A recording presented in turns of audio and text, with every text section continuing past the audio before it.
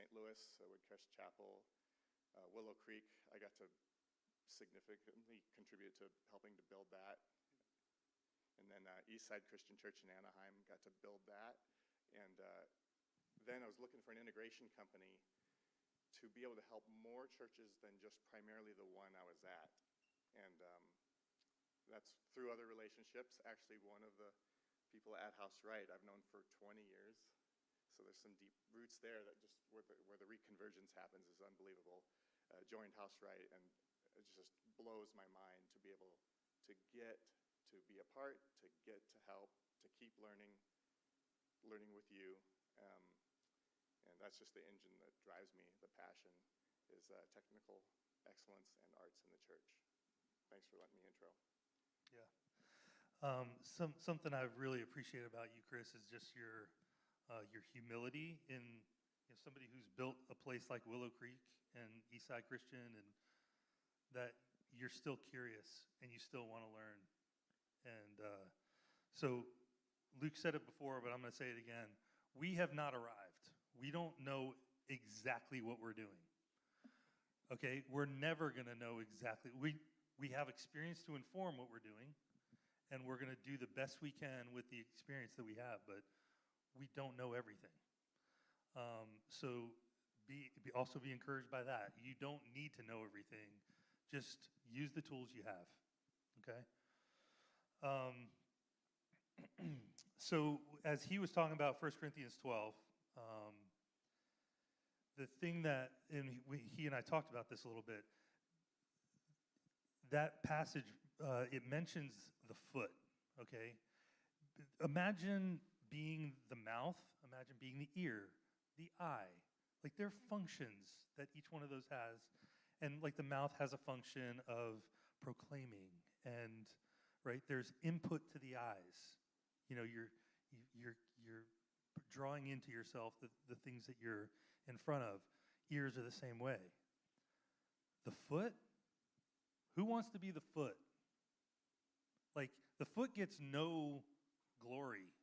The foot is always in a shoe, always carrying the weight of everything, never gets the stage. Who wants to be the foot?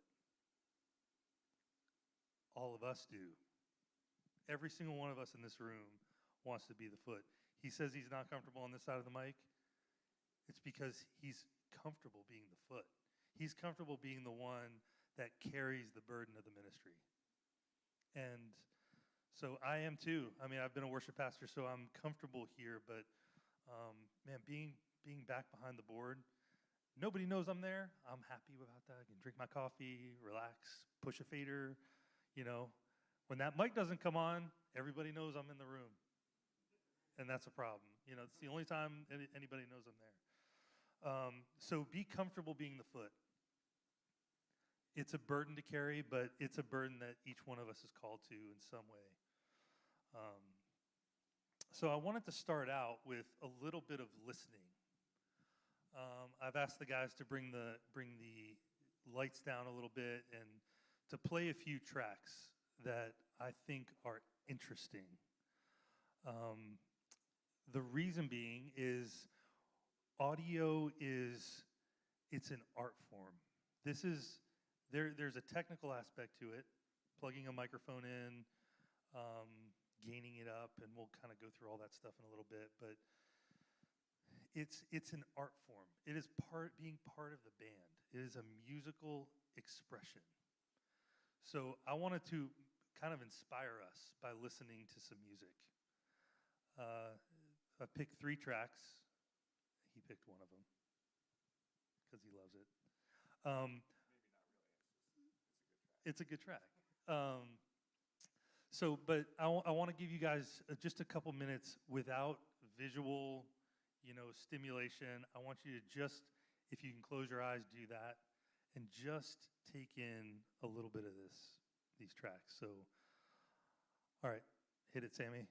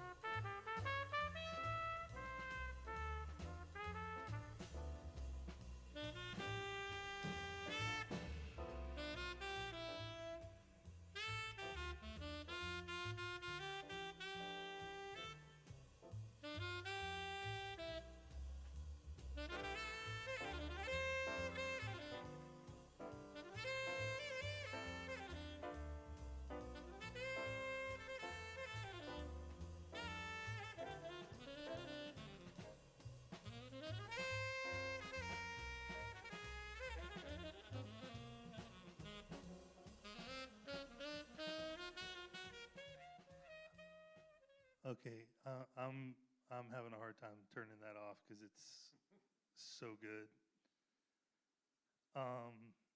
So what we're listening to there, does anybody know that track? Thank you.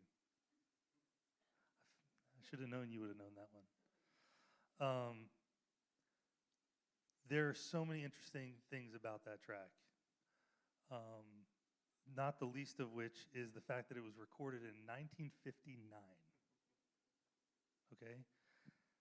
So I bring that up because this is not rocket science. Okay? It's science. It's not rocket science, but you're putting a good mic, or a good few mics in this case, in front of good instruments played by great players. It's not rocket science. I mean, I'm not assuming they're doing a lot of parallel compression and, going crazy with, waves, plugins, and all that kind of stuff. None of that. I got into this record when I was feeding my little boy. We just had a boy 7 months ago. And at 3 o'clock in the morning, I'm listening with my AirPods, and I'm like, goodness gracious. This is 1959, before the Beatles, before any of that stuff. It's just got, say again? Before most of us, yeah, absolutely. And so I am inspired by that track. That track gets me going because on top of the 1959 thing, we've got the band's playing, the bass starts it, the piano comes in over on that side.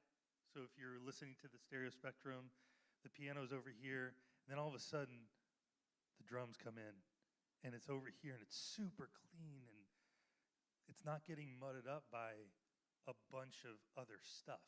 It's just a drum kit. And then, like 2 minutes into the song, the guy whose record this is decides to show up. Miles Davis. He comes right down the middle with his trumpet.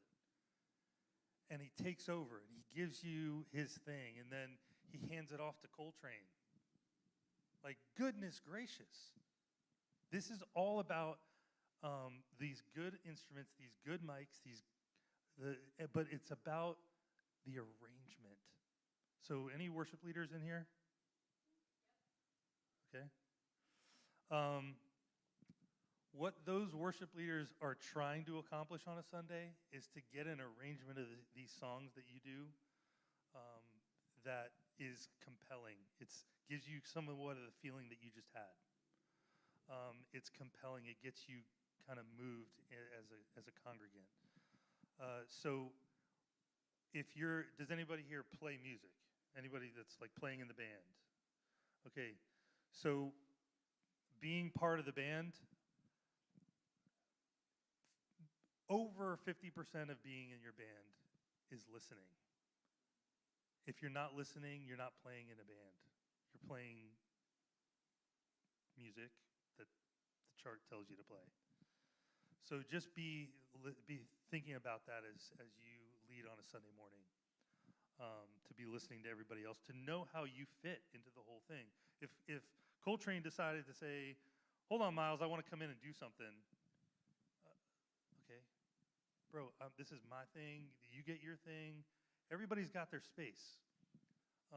But just be thinking about the arrangement as being a huge part of this, and that it's not rocket science. 1959 seems like these black and white TVs, like we think of that as like the archaic, era.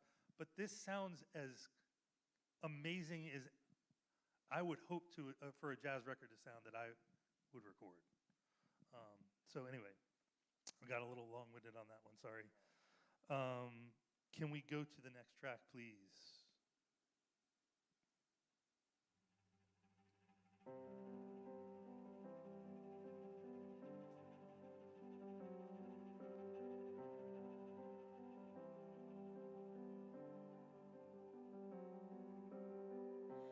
I am guilty,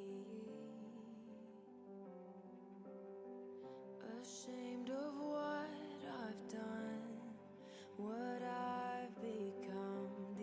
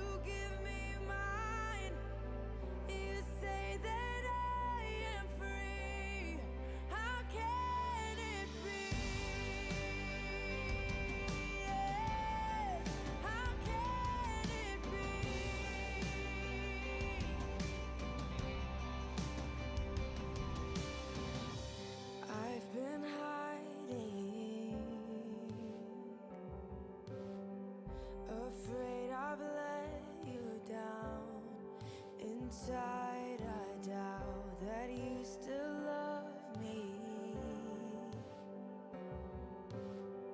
but in your eyes there's only grace now.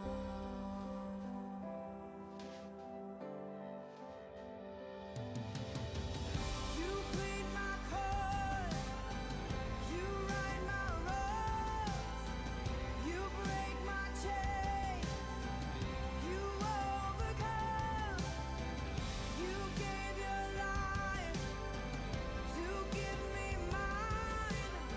You say that I am free.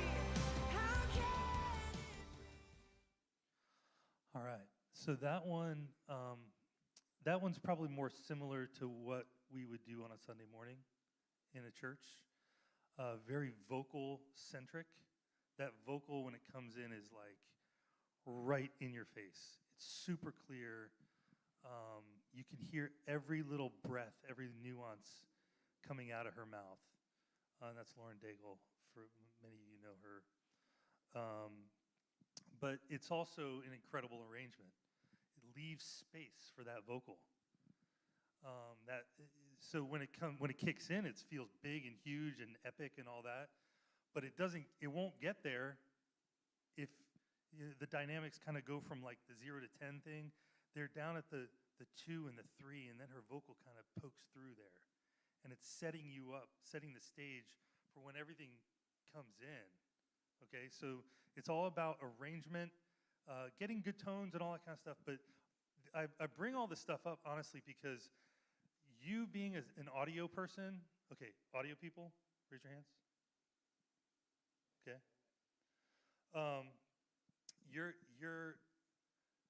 You're part of the band. So you should have the freedom in your relationship with your worship pastor. And if you don't right now, please do pursue that. To be able to speak into things like, hey man, or woman, there's too much low end in everything. Everybody's kind of hitting the lows of everything. Can you maybe encourage people to stay out or just not play or whatever? Yeah, that's a really good point. Like, because being on the production team is not really just a one-sided game of the worship team's up here and tech is back there and they're both doing their own thing. You're really doing music together, right? And so it's this two-way relationship of being intentional that no matter if you're running a camera or lyrics or a sound person, that you're jumping in and you're building a relationship with a band and you're getting to know them and establishing trust so that you can have that two-way relationship to encourage of, hey, I kind of need this. How does this sounding? And you can really understand what they're trying to go for and you can help implement as well. So that two-way street, and like Tony was saying, leaving room for that big moment of where you're trying to go, of not just starting off going 0 to 60, but leave room that you can build up to these big epic moments of worship is critical. I think that for like lighting people too, like this is a similar concept, like setting things up for the big reveal, right? Like we don't just flash and trash everything all the time.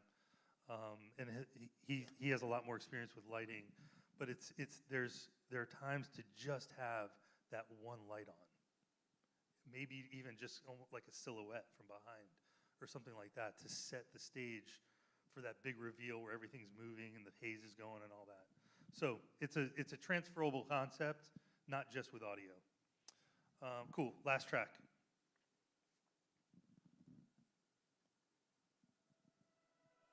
If you don't wanna see me, did a full 180, crazy, thinking about the way I was. Did the heartbreak change me? Maybe, but look at where I ended up. I'm all good already, so moved on. It's scary. I'm not where you left me at all. So if you don't wanna see me dancing with somebody, if you wanna believe that anything could stop me, don't show up, don't come out, don't start caring about me.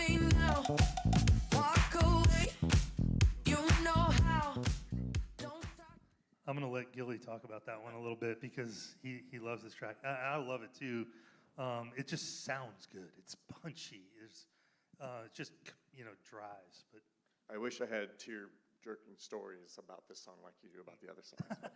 This one's been, I've worn this track out. It used to be Charlie Puth, Attention, but that's very compressed sounding more than this one. So this one is one of the songs I'll use for every tuning or evaluation. And one of the ranges where this song is done very well is the low end. There's several components of the low end. The connection from the bass to the kick. The kick is tight and doesn't go very deep.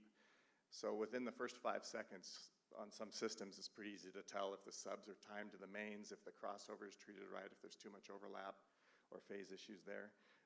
So just to let this roll, it just kind of reveals a lot quickly in the low end. Another thing I noticed is the bass is dancing across a good 2 octaves plus.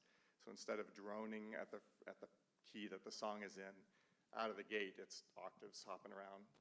And then it transitioned from, even though it's probably played on a keyboard, it's a sample, but then it transitions from bass. So you're saying into that's not key actually bass. a bass guitar? Not playing it for this actual track, yeah, Boo. but it was sampled in. But I'm learning it so that I can prove it's playable. Yeah, Next time you're gonna play it? yeah, Good. maybe later Alright. today. Oh, good. good. I didn't even know that you played music until like several months ago, and I was like, goodness, the guy can play Well, everything. it's been Yeah, long, it's good. So the thing that I love about that is just the space inside of the mix. There's so much room inside of there. So man, I've been there on Sundays when you get there, the band is jamming, all the vocalists are going, all that kind of stuff. Man, I'm just trying to get everything to work. How do you guys then go from just like trying to get faders up, gain structures where they need to be, and the band is yelling at you because like, man, I don't hear it myself. Because that's always it. It's never like, hey, can you turn me down? It's always, man, boost me more. But anyway, how do you guys leave enough space in the mix then, and when you're being selective about how you're mixing, how you're putting together priorities then? Well, I've had the honor to sit next to you under your leadership, mixing for you. That's just coming to mind as an example as you look me in the eye and ask that. How do you? I'd say it starts with almost permission. Can I? Do I get to? So That's good. if the band is self-mixing, it's not rocket science. A band that really plays together is mixing themselves, is doing the heavy lifting. Dynamically with just how Yes. they're playing. The guitar player will give the lead vocal space until he reintroduces and adds to that instead of the whole time. And if everything's just coming at you like a freight train, which I'm not saying is a negative thing, it's like a lot of energy, a lot of choices, but then it's, oh, I'm in the booth with you. How much liberty do we have? I feel like I could make chorus 1 sound different from chorus 2 by leaning into the organ here and then really letting the guitar show up with power. Wow. If I can just a dB or 2 save something there, or is that me becoming, an arranger and no, let's just take what we got, freight train it, get the vocal on top. I feel like it starts there. That's so good. That's good. That's so good because, the main role that I played was producing services. So that's like the role where you're sitting next to front of house and you're helping to steer the whole ship, being the bridge between worship and the pastors and everyone else, helping to make sure all these pieces are coming together. But that's a great point of recognizing like what is your role inside of this, just to take and push up, or can you be creative inside of that? But that probably starts with establishing trust with the worship team and with your leadership and understanding what their priorities are first, and then how you execute best on that. So it's good. Yeah. And I guess it also starts before you actually get to the rehearsal, right? Like understanding from the worship team what they're trying to do in that moment, and then how we support and how we implement, right? Ideally, yeah. A lot of times you get the set list like the morning of, or, worship pastor decides we want to add a song here and take that song out or whatever. And with lighting people, you've done the cues already. You've already got things set up, and it's like, scrap that all. So there's a sense of also being the foot.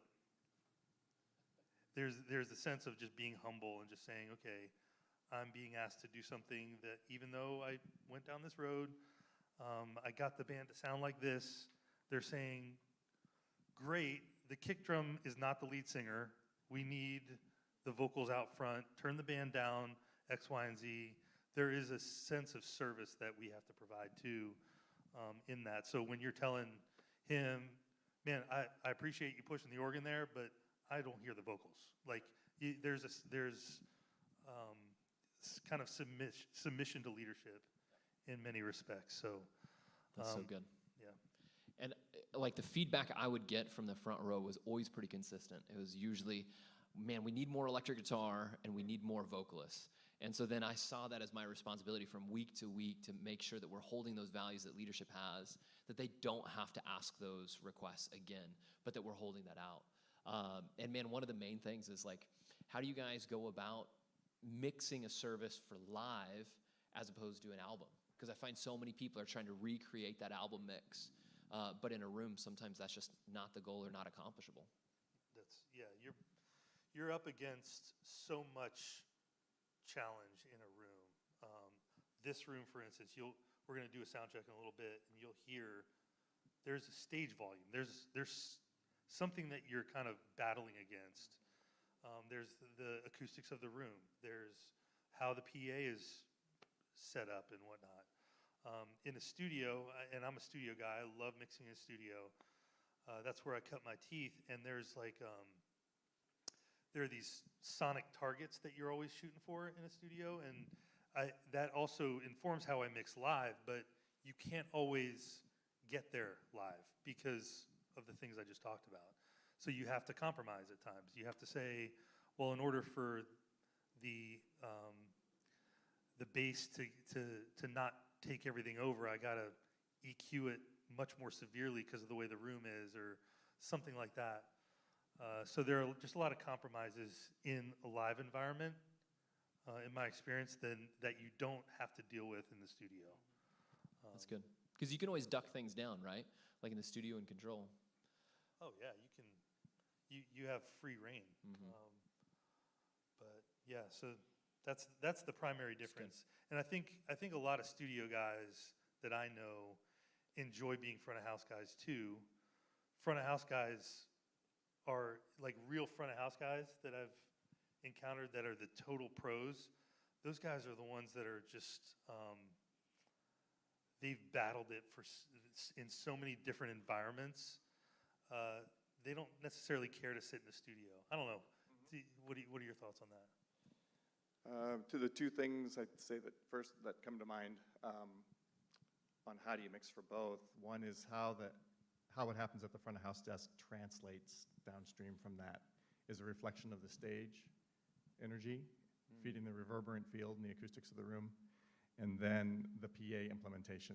So the more honest that whole process is from a stage before there's ever a mic on it to amplifying it for the room, the more honest and true that is, the more accurate the board mix will be, the dry board mix, and then that'll translate more accurately to the stream.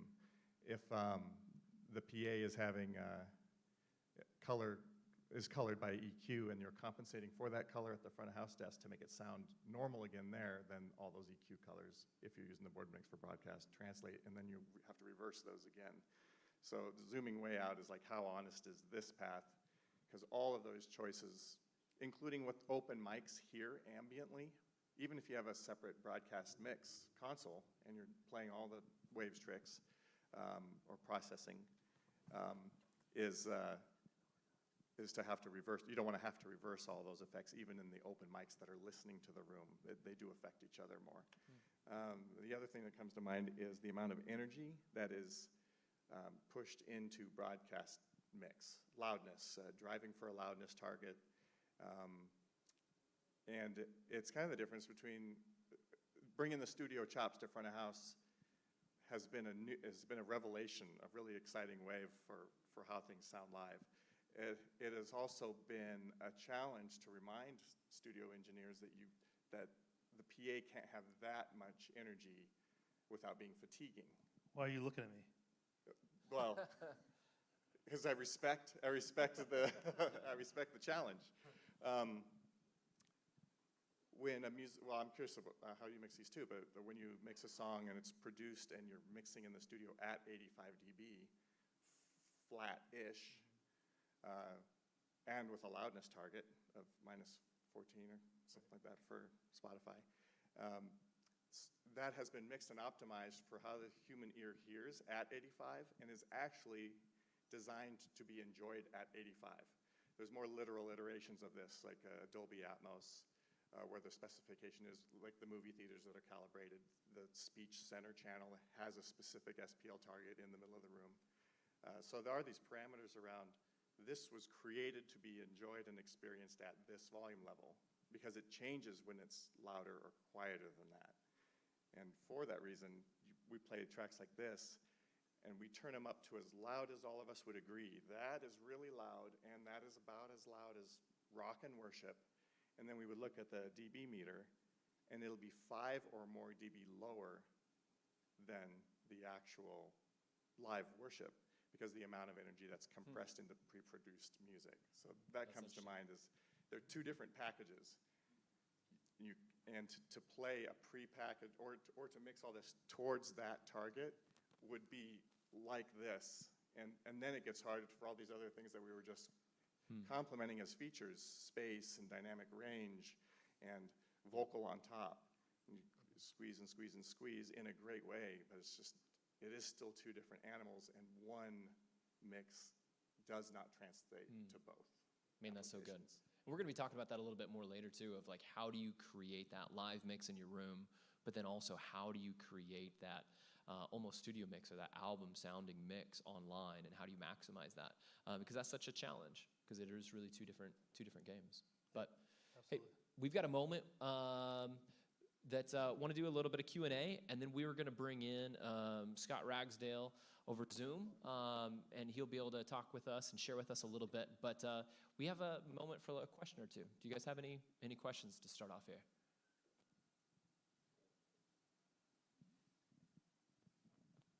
Yes. For bands using in-ears that can't hear how the room sounds, how do you interact with the soundboard at that point? And knowing, you were talking about the two working together, the band leader probably has an idea of what they want the room to sound like, but when they can't hear it. That's good. So I think I heard the question as saying, when the band is up on stage, they're wearing in-ears, and so they're listening to themselves. How are they communicating with the front of house guy to help collaborate on what the room should sound like? Is that the question? Yeah. Cool. Tony, why don't you? Yeah, so if you have an idea, an arrangement idea, communication is everything. If your target is to have something super stripped down or whatever, you want to feature a certain thing, communicate that to your tech and that's where that open relationship and dialogue is. If you don't have that, again, it's so vitally important. I mean, there were times where I would literally walk up on the stage and if you're a tech, always try to address the leader on the stage. Don't just go to the keyboard player and say, hey man, stop doing that. Try to address it with leadership, unless you have the freedom to go around. Yeah. If the worship pastor's like, man, I don't want to deal with that, go and talk to people, you have free reign, then cool, that's great. But just try to build that relationship so that you have that communication. So as you're leading, this is an arrangement, this is how I want it to be. Just keep that in mind when you're mixing. Totally. And so a lot of times that's ahead of time, right? So if the worship team and the production team can have a pre-production meeting and talk through, hey, here's what we're trying to do. This is the set list. It's all on Planning Center, which I assume everyone's using that, right? This is who's going to be leading this song. And then also the music director and everyone gets to talk about, hey, we're going to do this really cool key solo. We really want this to happen here, whatever it is. But for them to be able to communicate that back to the booth ahead of time so that they're both locked in trying to do the same thing is critical. But then the other thing, too, is if you're a worship leader or a music director, for you to step out for a moment when you can, and if you're wireless, that's awesome, but to walk out in the room and just pop out the ears and listen and experience what it is that's happening out in the room. Because the experience out there is so different than their experience up here.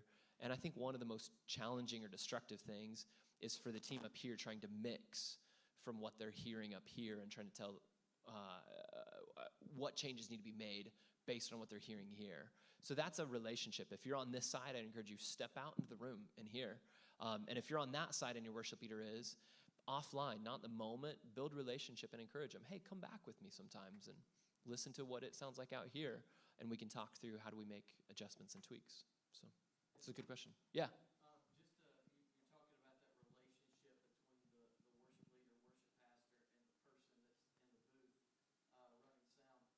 pastor, and the person that's in the booth running sound. How do you build that relationship? Mm.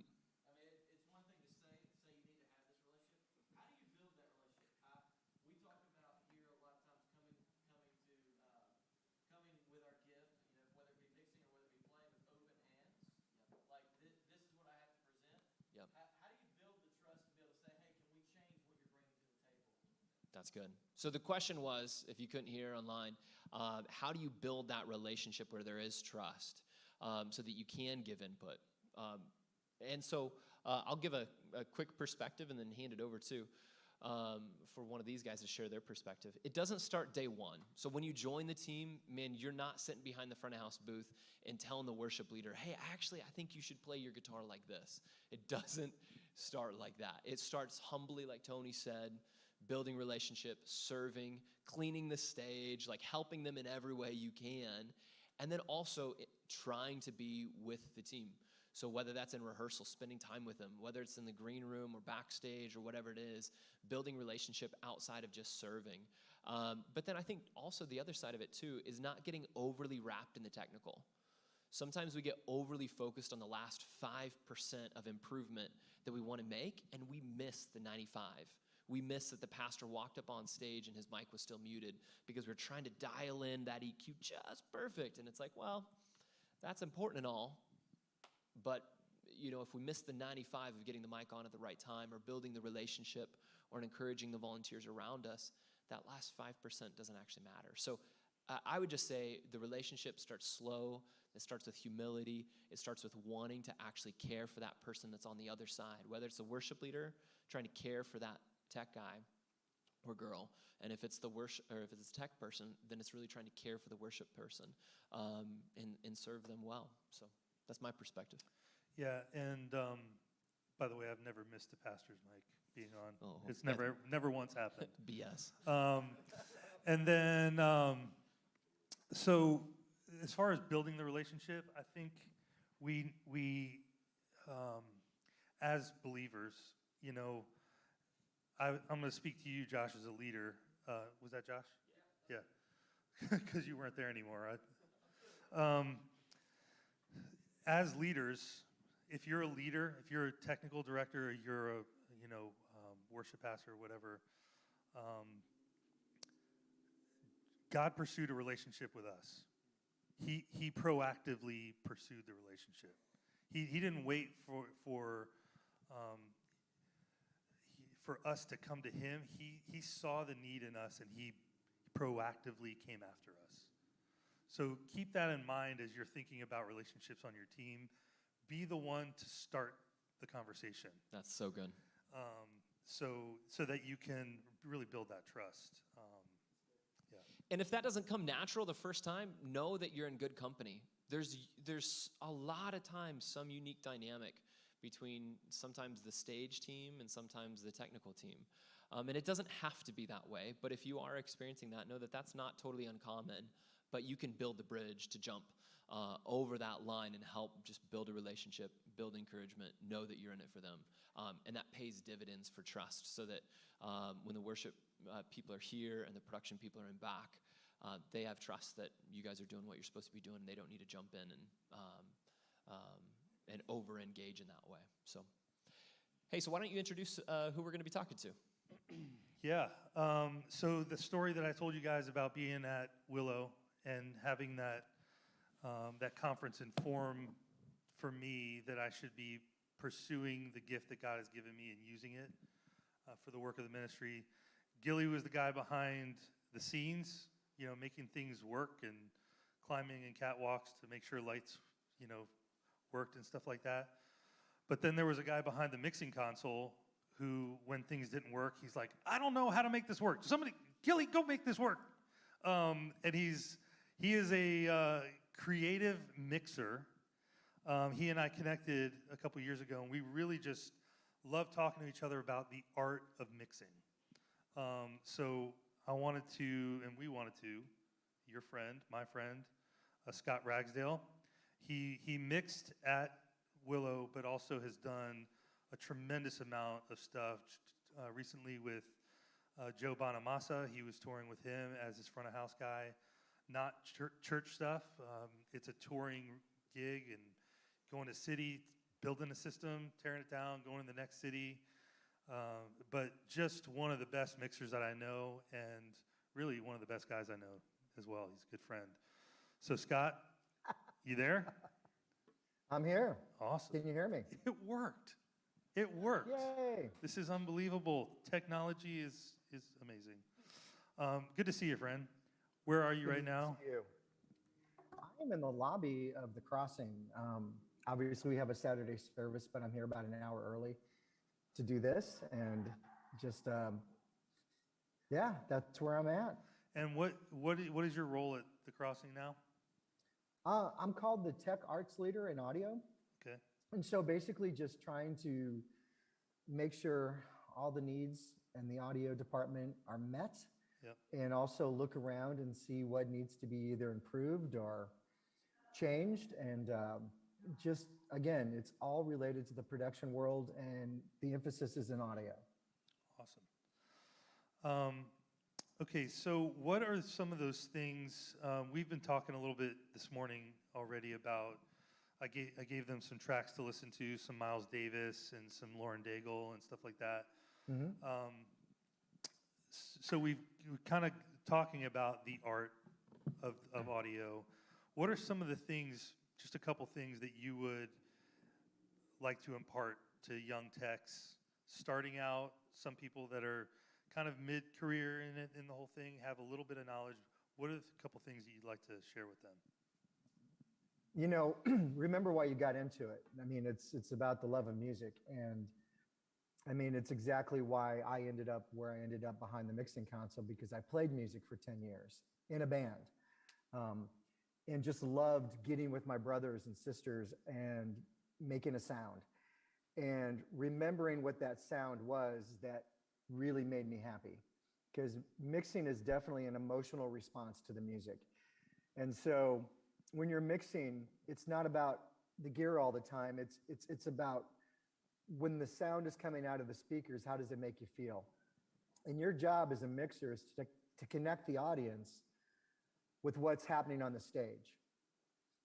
And it's an emotional thing. So to a young engineer, I mean, we've got so much resources now with YouTubes and the vast amount of information that wasn't there when I was coming up through this business. I just kind of did it in the trenches. And now on your computer, you can just get inundated with so much information. I would just be careful about option overload and getting too deep in that and getting down to the brass tacks of mixing. And no matter what equipment you're using, no matter what the price point is, you can get a good mix. And it's all about what's happening on the stage and being intelligent to use the tools you have to connect the audience with the music through the speaker system. And again, this isn't like some kind of bragging rights. Well, I've got this console and I've got this wave plugin. That's nonsense. Let's get back to the basics. Let's get back to just getting the job done with the tools you have, loving music, and really enjoying the job, because you get to, at the end of the day, do something that's pretty amazing, and that's mix. That's great, man. That's really helpful. So you and I, when we first talked, we reflected on some of the things that inspired us to get into it. And you said something that was really key to me that day, and it stuck with me, and I keep reflecting on it. You said, we're all chasing our first high. We're all chasing that thing that got us stoked about music or mixing or whatever it is that we're doing. We're all chasing that first thing, that spark.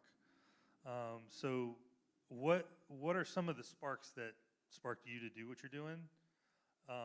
And how does it still inform you? Because some of it's secular, you know, and there's that crossover between the secular world and the church world, and oh, well, we can't mix it like the secular world. We got to mix it like a church, you know. Like where are Yeah. those crossovers? Some of the things that inspired you, and how does that inform the way you mix in a church? Yeah, I mean, growing up, the radio was my best friend. And I got into car audio too. I mean, back in the day, you know, we kind of had a fun time putting our Jensen 6x9s into our cars and, you know, going out and finding, you know, the best and most affordable, you know, cassette deck at the time, or 8-track, even going before that. And just loving sitting in the environment of music in a great mix in my car, and could not get enough of that. I mean, matter of fact, Chris Gilly had an amazing experience in my truck one day at the incredible loud SPL level that I pushed it at. And I think he fled from my car fast, opened the door and ran. I think it was a little too loud for him. Anyway, that's going back to my younger days. But yeah, it was just this love for music, and then discovering, you know, you can play this, you can pick up an instrument and actually be a part. And so played drums through junior high, high school, but then started playing piano, keyboards in high school, and ended up getting in a band playing keyboards. And when my first year in college, I met a guy that was in a band, in a very accomplished band, and his brother owned a sound company in the St. Louis, Missouri area called Stanco Audio, and got immediately injected with like top gear that his brother was providing for us. And so to actually hear a pro PA system for the first time was life-changing.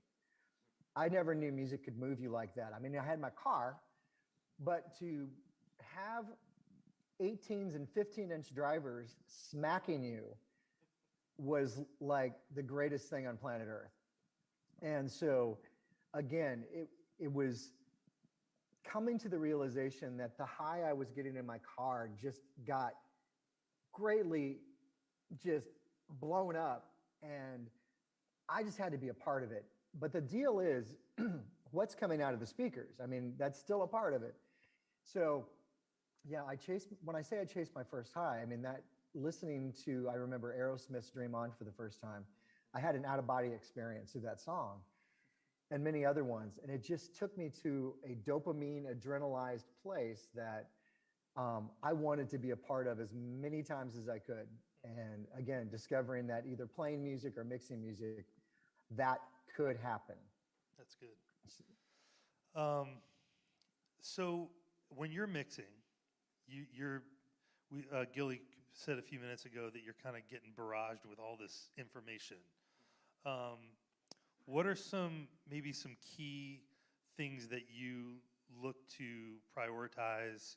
How do you make room for things? Why prioritize certain things over other things? Can you just give a little insight to your philosophy on how to balance things in a room? Because I think many people in this room and many people online are struggling with their room and the way the drums are behind a screen, but it's bouncing all over the room still and whatever. Like there are times you got to do triage and all that. How do you prioritize, and then philosophically, how do you balance stuff? That is a very difficult question because there's so many variables because I'm not standing in your space, so to speak. I've coined a term called combat audio because sometimes it's just a wrestling match. And, you know, at the end of the day, we've heard this so many times, vocals are king. There's just something about getting the vocals right and then giving all the supportive players around that vocal a chance to be seen and heard too. And so just real quickly, what do you look for in a vocal?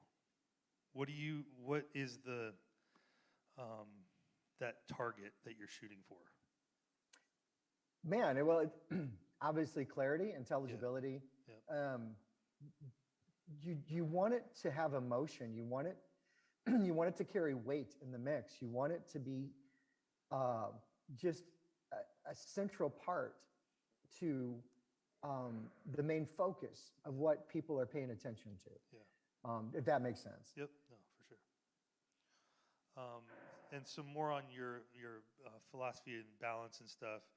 There's drums, there's bass, there's keys. How do you decide in a moment? Is there a thought process that you have, or is it just in the moment you just have to evaluate? Yeah, I mean, it's almost, we call it a festival run sometimes, a throw and go.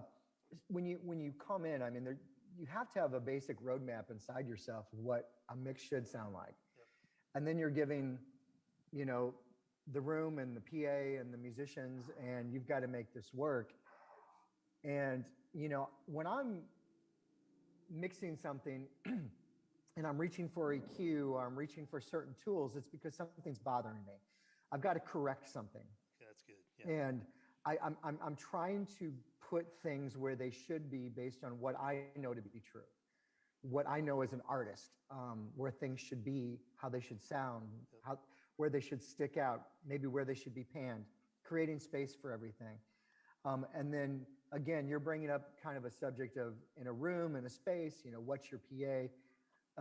Is it implemented correctly?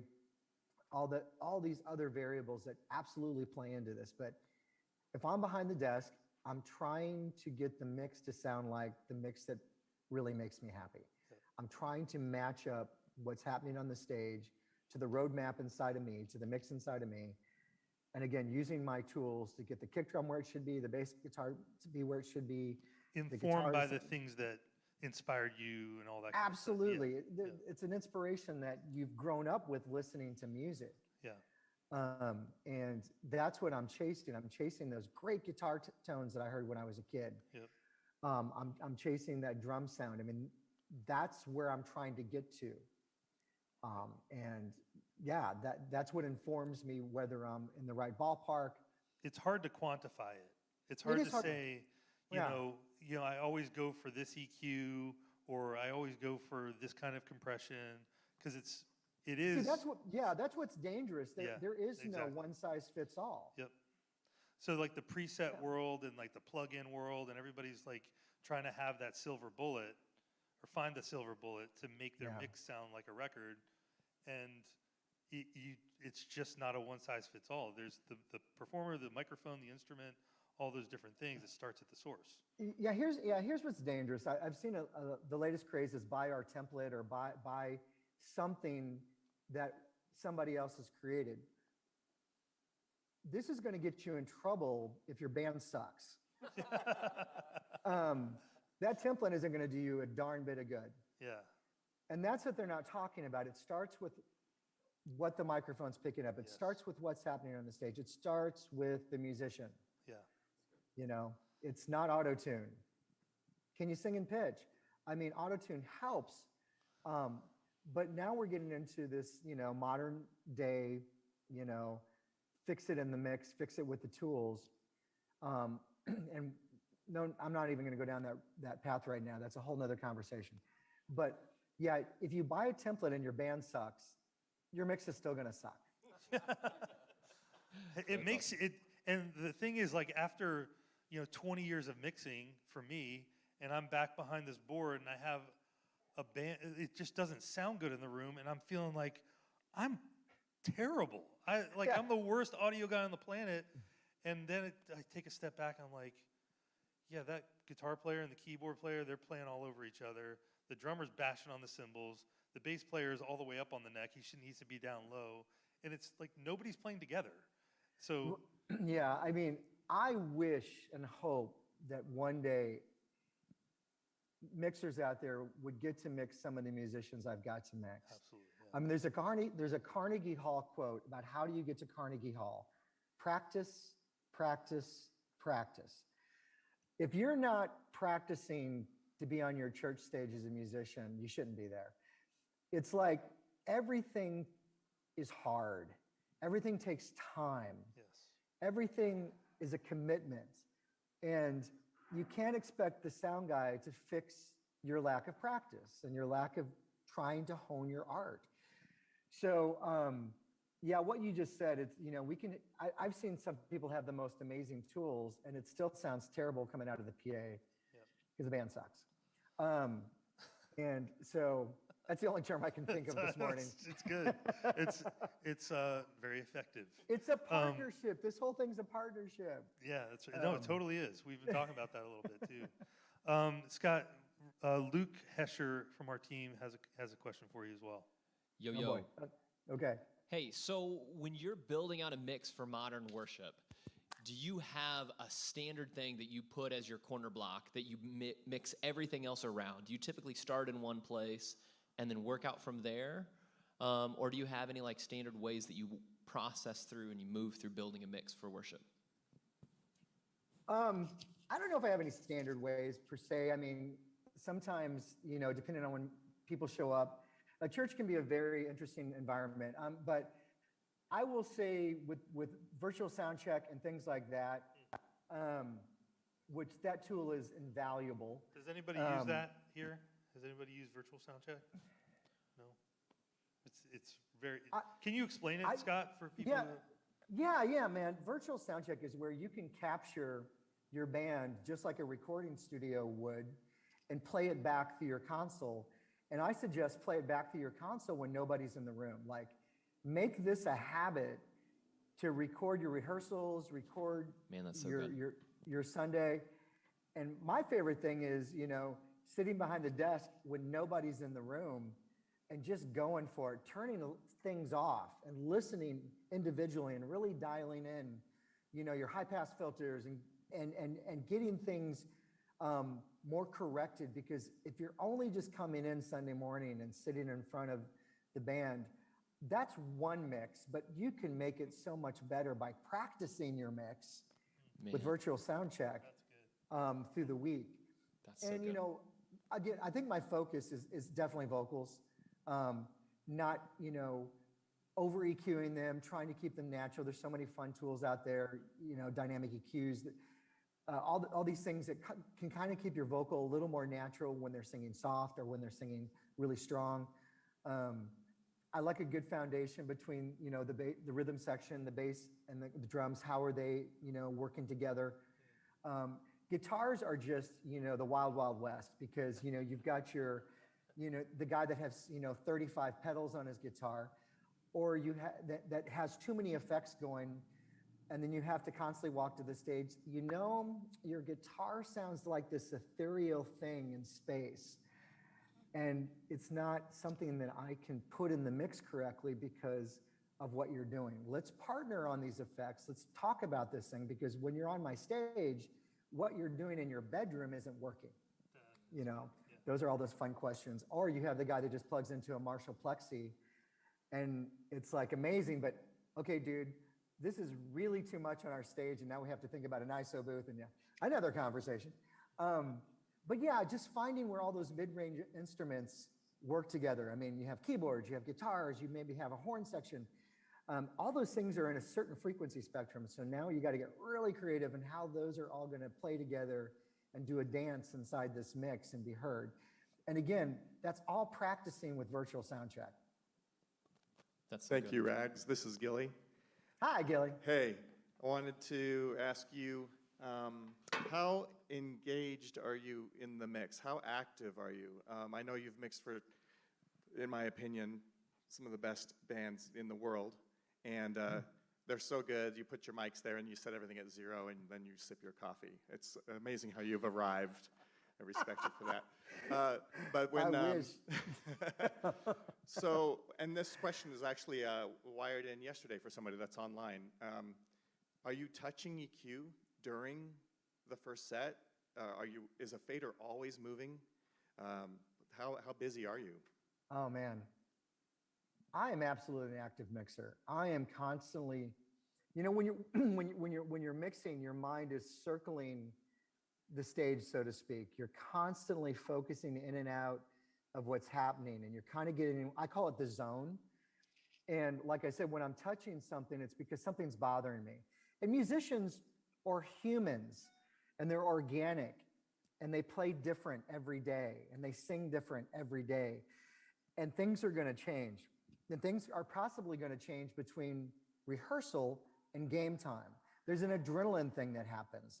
There is a energetic charge of your volume coming from the stage could jump 10 dB between rehearsal and the actual event.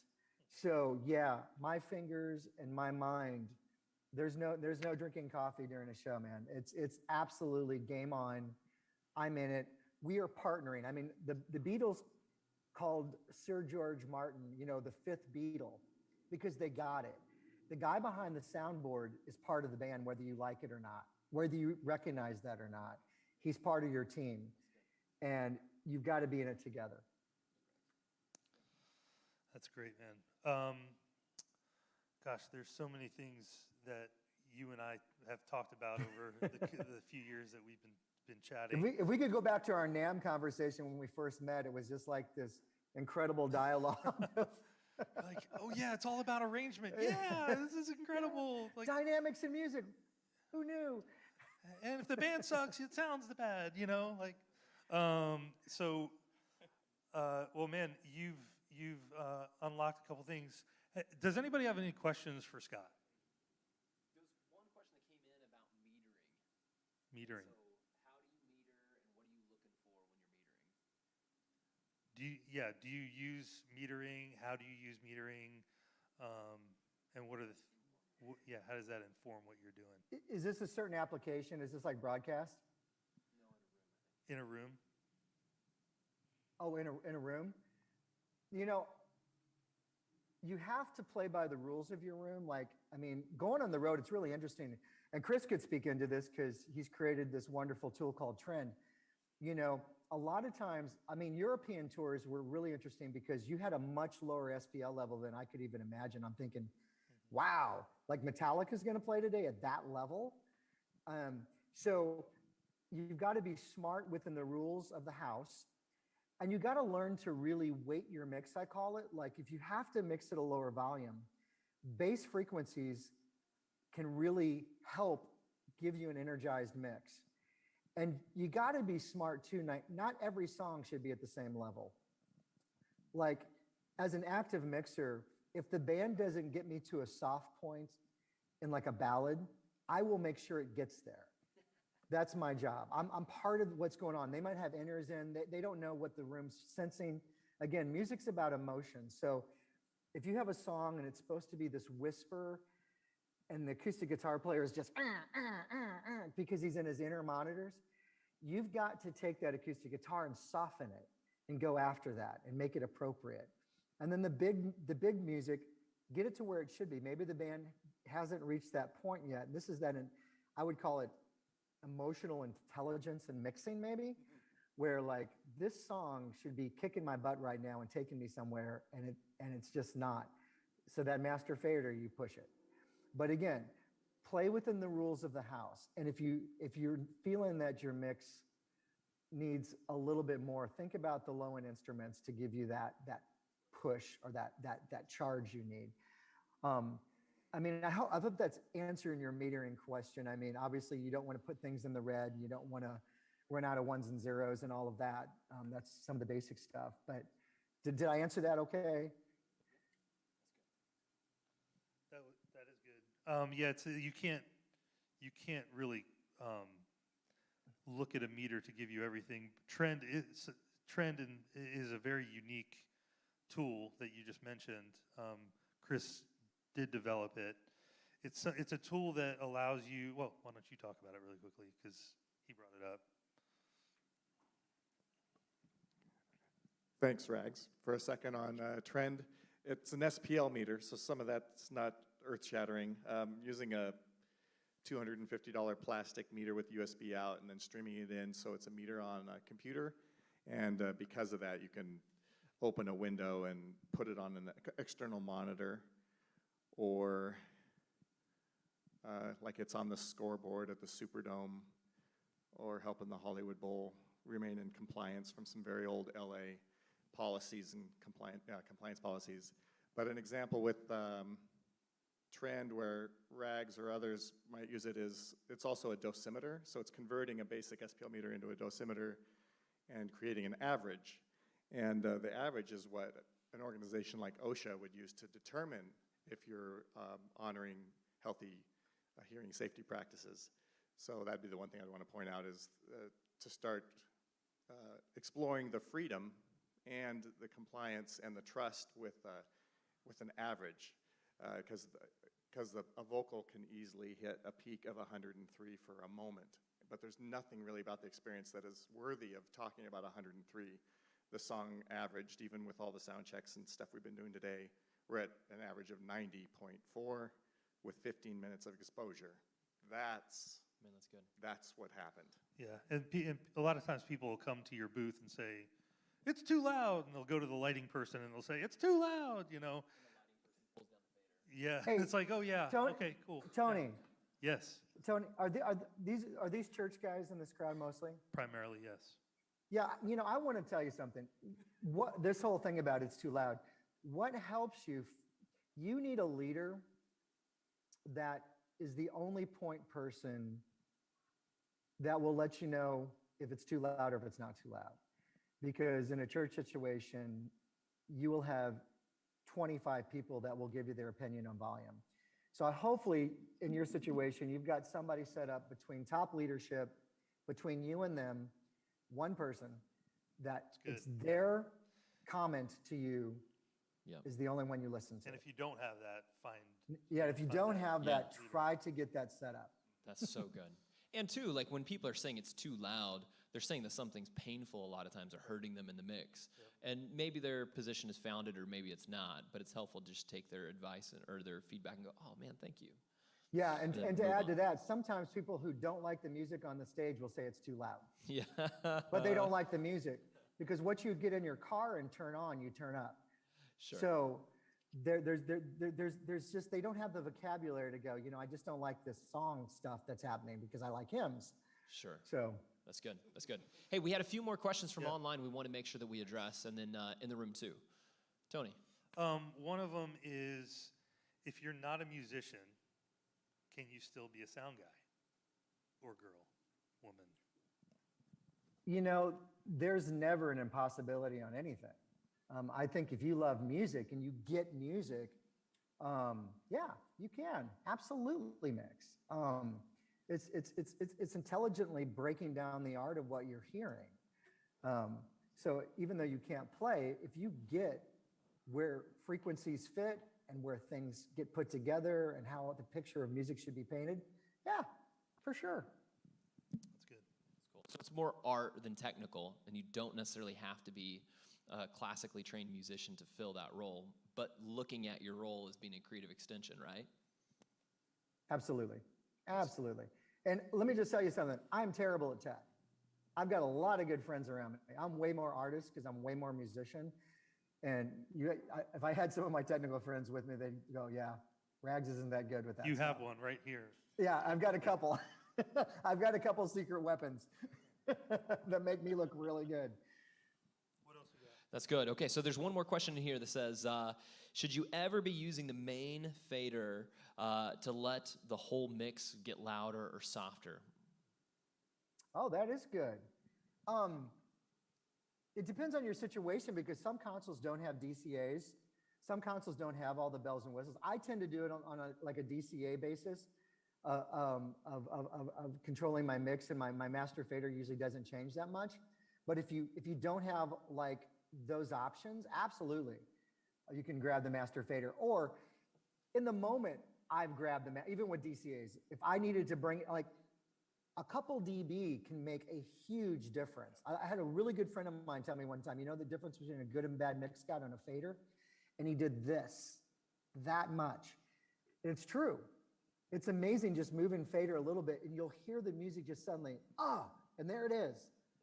So, yeah. And can you, you brought up DCAs.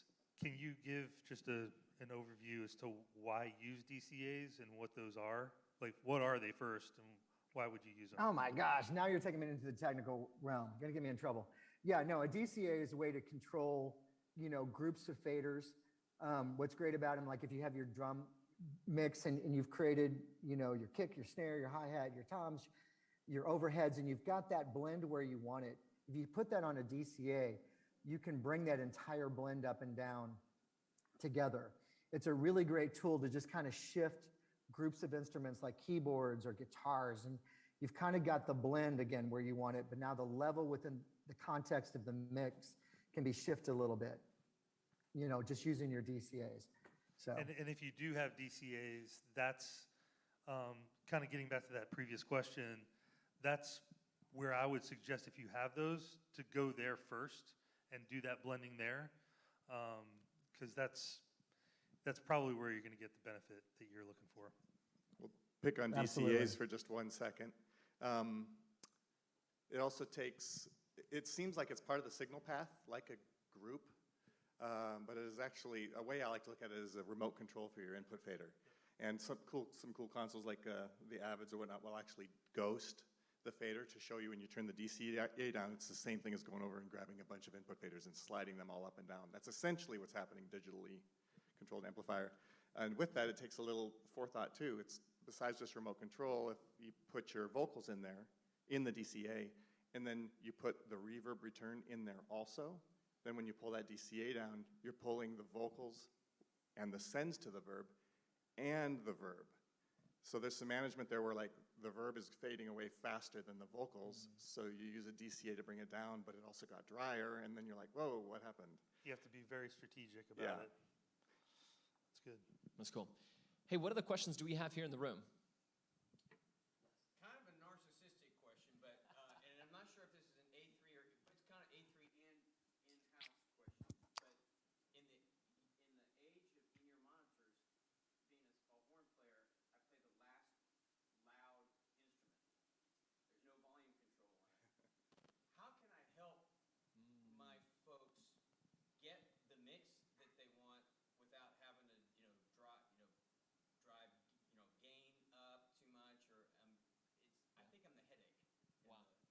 Wow, that's good. Rags, were you able to hear that? I wasn't. Well, we've had a confession. It's a beautiful. We have a horn player in the front row that says, "How can I help? I have the one instrument that has no volume on it."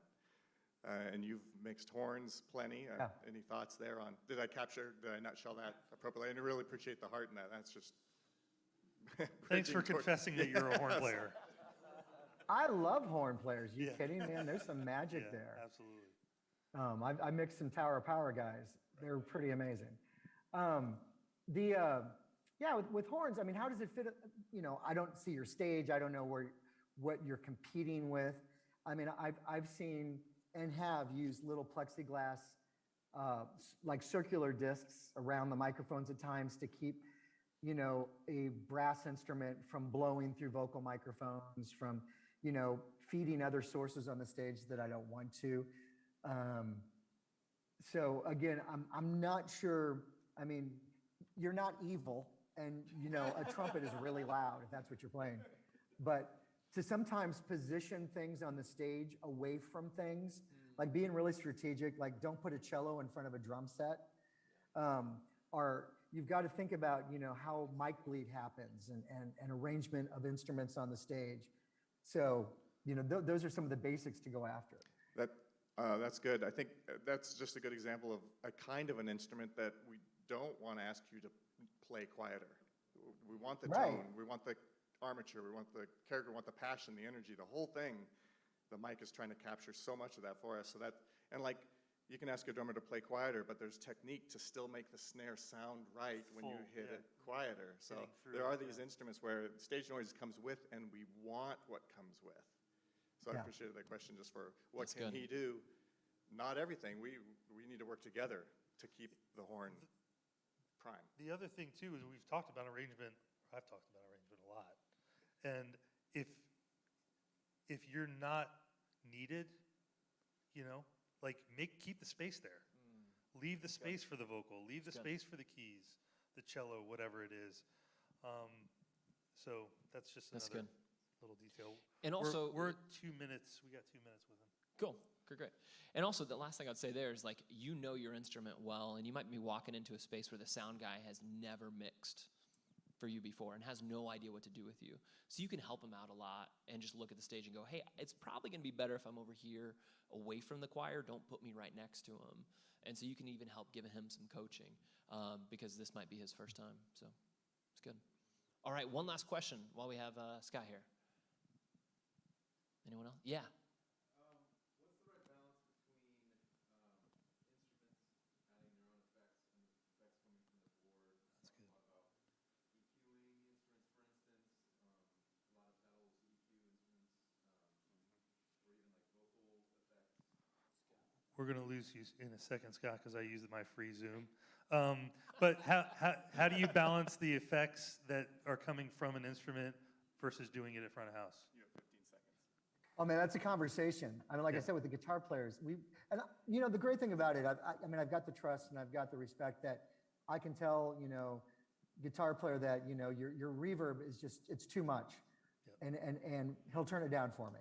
Yep. And, you know, I know it's a part of it's a part of sounds at times, but you've got to think in the context of the room and the band and all that stuff. And again, having those conversations will get you to where you need to be. Great. Dude, I love you, man. Love you too. Really appreciate Love your you, time. Rags. And yeah, Scott Ragsdale. Thanks for inviting me. Yep. See you, buddy.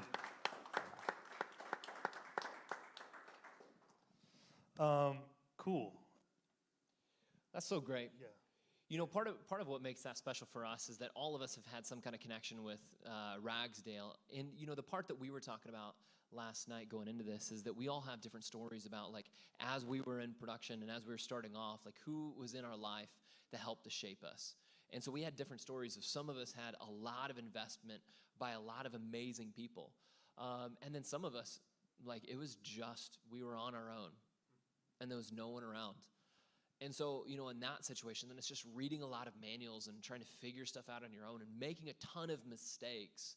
But the encouraging thing I would point out here is find those people. Like, if inside of your church, inside of your location, if you don't have those people you can talk to, if you're the guy, man, always find someone else that has been down the road a little bit further than you. Grab this here. How about that? A wired microphone that's dropping out. That's cool. But find someone else that's down the road a little bit further from you that you can be talking to, that you can get encouragement from, and they can be helping to guide you and give you that feedback and encouragement. And even just setting the sights for what the next horizon is. Because I think the worst thing for a musician or a technical person is to think they've arrived. Because if you get to that point, like, you have no room to grow. And also, it's so unhealthy to think you're the worst, which is not true either. But to live in that healthy middle ground, to go, you've got some great experiences, and there's always so much more for us to do. So how do we be hungry and continue to learn and grow and be around people that can help push us to the next level? It's just, man, it's critical. Yeah. Stan Endicott is somebody who is in our circle of friends, and he said something really wise. He says it often, is stay curious. Stay curious, because if you think that you've kind of hit your peak and you don't have anything else to learn, you're not going to grow. So just stay curious about it. It doesn't matter. I still crave new stuff with audio, and I know he does. Every time I talk to him, he's thirsting for something. And he's also, you know, when I talk to him about things that I've experienced, he's like, tell me more about that. I want to know more about what you're saying. So yeah, just stay curious in whatever field you are in. Okay, so we've got, before lunch, we've got about 20 more minutes. So some of the real practical stuff is getting into the basics of audio. So we've talked about arrangement. We've talked about starting at the source. Going back to Miles Davis, that the source instrument, your trumpet, you know, whatever it is, that is the first line in the chain, right? You and your interaction with your instrument, that is the first line with the chain, in the chain. So making that the best it can be is going to help everything downstream. So, just throwing a mic on something and saying, well, I recalled the bass drum, kick drum preset on my X32. Why doesn't it sound good? Probably because the kick doesn't sound good, or the mic is not in the right place, or mic technique. Putting mics in the right places, not just throwing them up there and expecting it to sound like a record. That's good. So practically, how do you guys do that? So on Sunday morning, if you're showing up to your church that you've been to 100 times before, or if it's a brand new place, kind of walk me through step by step. How early do you show up? What are you doing? How are you checking to make sure that you're ready to go? Well, let's just take this event for an example. If we showed up at 8 o'clock this morning expecting that all this would work the way that it's working right now, we would have been in a lot of trouble. Working right now. And it's the irony was that our web stream went down for a little bit. It's not super ironic. I'm sorry, guys. Yeah. Internet just totally died. So you can do like all of the planning the best that you can, and then there's still going to be crap that happens. But I think there's a margin thing, right? Of coming in early, but building enough margin so that if stuff does happen, you figure out how to go. But And we did that yesterday. We came in. The team here was gracious enough to give us their time, so that we could kind of assess what are the tools we're using. What is the what's the drum set sound like? What is the what does room sound like? What's the PA? And so just to first kind of survey. that's good. What am I looking at here? That's good. And like Gilly, whenever he would come in for me, I was always shocked that he was the first person in the room. I would show up early because I'm a firm believer that success starts at preparation. So you didn't fail whenever that thing broke during service. You failed because either like it was unavoidable, or it failed because we didn't plan well enough that something like that could have happened. But Gilly's a person that stands out, that like he comes to the venue way before anyone else, mainly to turn on the system and just listen to it. How does this system just naturally sound? And then start stepping through, like checking every single thing. So like Gilly, what are some of the other things in your list that you make sure you do every time you're playing, or every time you're mixing? I like, I don't know if this is like too detailed of an example or zooming all the way out to walking into a room first, but I think we pick this as an example for a minute and you can guide this. But I like the combination of our different approaches, even when we walked in this room in the first 5 minutes. You know drums so well, and you know what they're supposed to sound like, and you can tell some choices that are made, that you had 3 things in mind before you even got to the stage. You looked at it, you knew what generally the kind of music we were going to be expecting out of it, what it does when it's up against the wall. So I felt like you had at least 3 things in mind, like, okay, great, we're going to work with this, and 3 ideas to make it better. And I walked in with you, and I think I don't have that level of expertise on this particular instrument. I know it well and play, but not to that degree, not where you've listened to it in a mic in 100 different locations through studio speakers. Just that insight is deep to me. And in combination with that would be, I don't really know what all this does yet until I hear it. Just hit the snare once, because maybe the reflections in this room are a bigger deal than the snare. So we combined all that. We're like, what are we going to do first? And between us, we had, well, let's rebuild the kit. Do you have new heads around? Today's the day. It's going to be a brand new kit. And then also with that was, what if we have 90 seconds? Hit the snare one time. I'm going to hear 5 things and pick one. And somewhere between building the whole kit and triage, hit right? the snare once, Yeah. we had a great time. Tony asked about the head. If we had a hole in it, we could get a deeper sound out of a small kit. There was a brand new head sitting in the box. Like, let's put the new head on, and it gets, now we can mic it a little bit differently, and it gets deeper. What's some fuzzy stuff we can throw inside? Just using that as an example, but like, is this possible? Is everyone on board? And in 15 minutes, we're like, whoa, that's a new That's kick. good.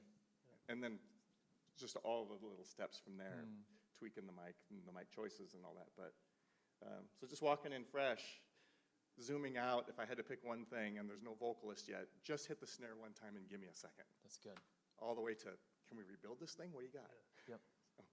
Yeah, who here does a sound check at their church? One person. Oh, okay, gotcha. Yeah, yeah. Yeah, the lights those are guys. just too bright. You just can't see them. No, because I'm asking because a lot of people I talk to, and they'll call me and say, hey, we need a new mixer or new speakers or something like that. Can you talk me through it? And I'm talking to them, I'm like, wow, they just show up on a Sunday, fire things up, and just roll, assuming that everything is the way it was last week or whatever. I just want to put it out there. If you have the margin, if you have the time, if you have the resources, and the church will let you do this, things like what Scott said, virtual sound check, get yourself in the space with the margin to be able to make things as good as you possibly can. Yeah. Because coming in at 9:30 for a 10 o'clock service, It's just hard.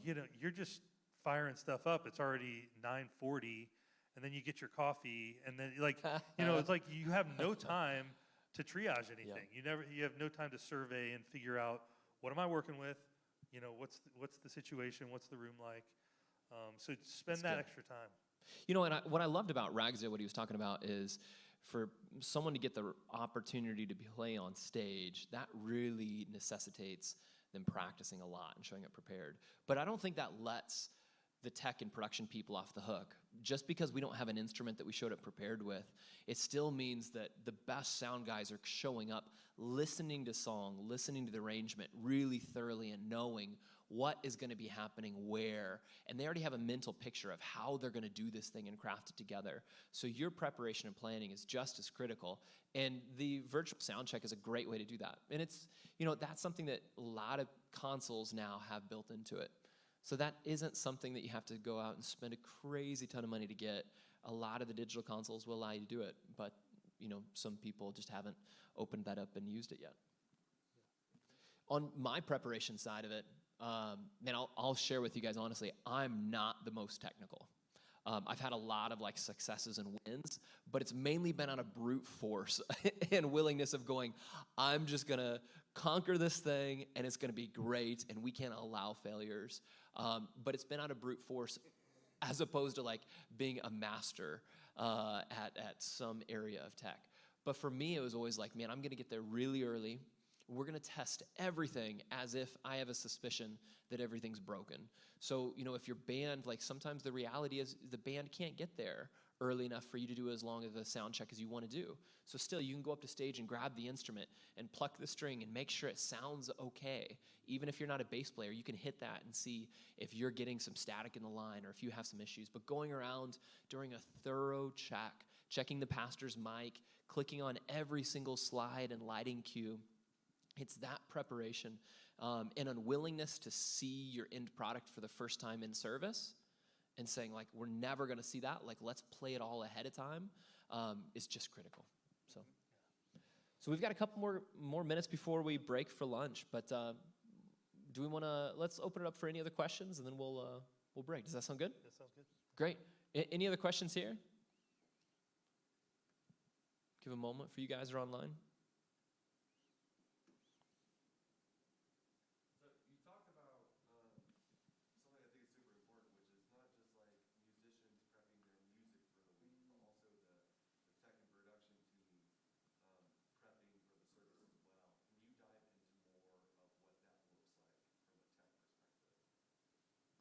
Why don't we kind of cover audio, video, and lighting, and each of us will pick one topic. Yeah. Start with lighting. Okay. Yeah, that's good. Okay, so lighting. So when I was an LD, and then even when I wasn't but a producer, helping to oversee the cues that my lighting program would build out, as soon as I got the set list, the thing was I'd load it into it was my iTunes library at that time, because It was a while ago.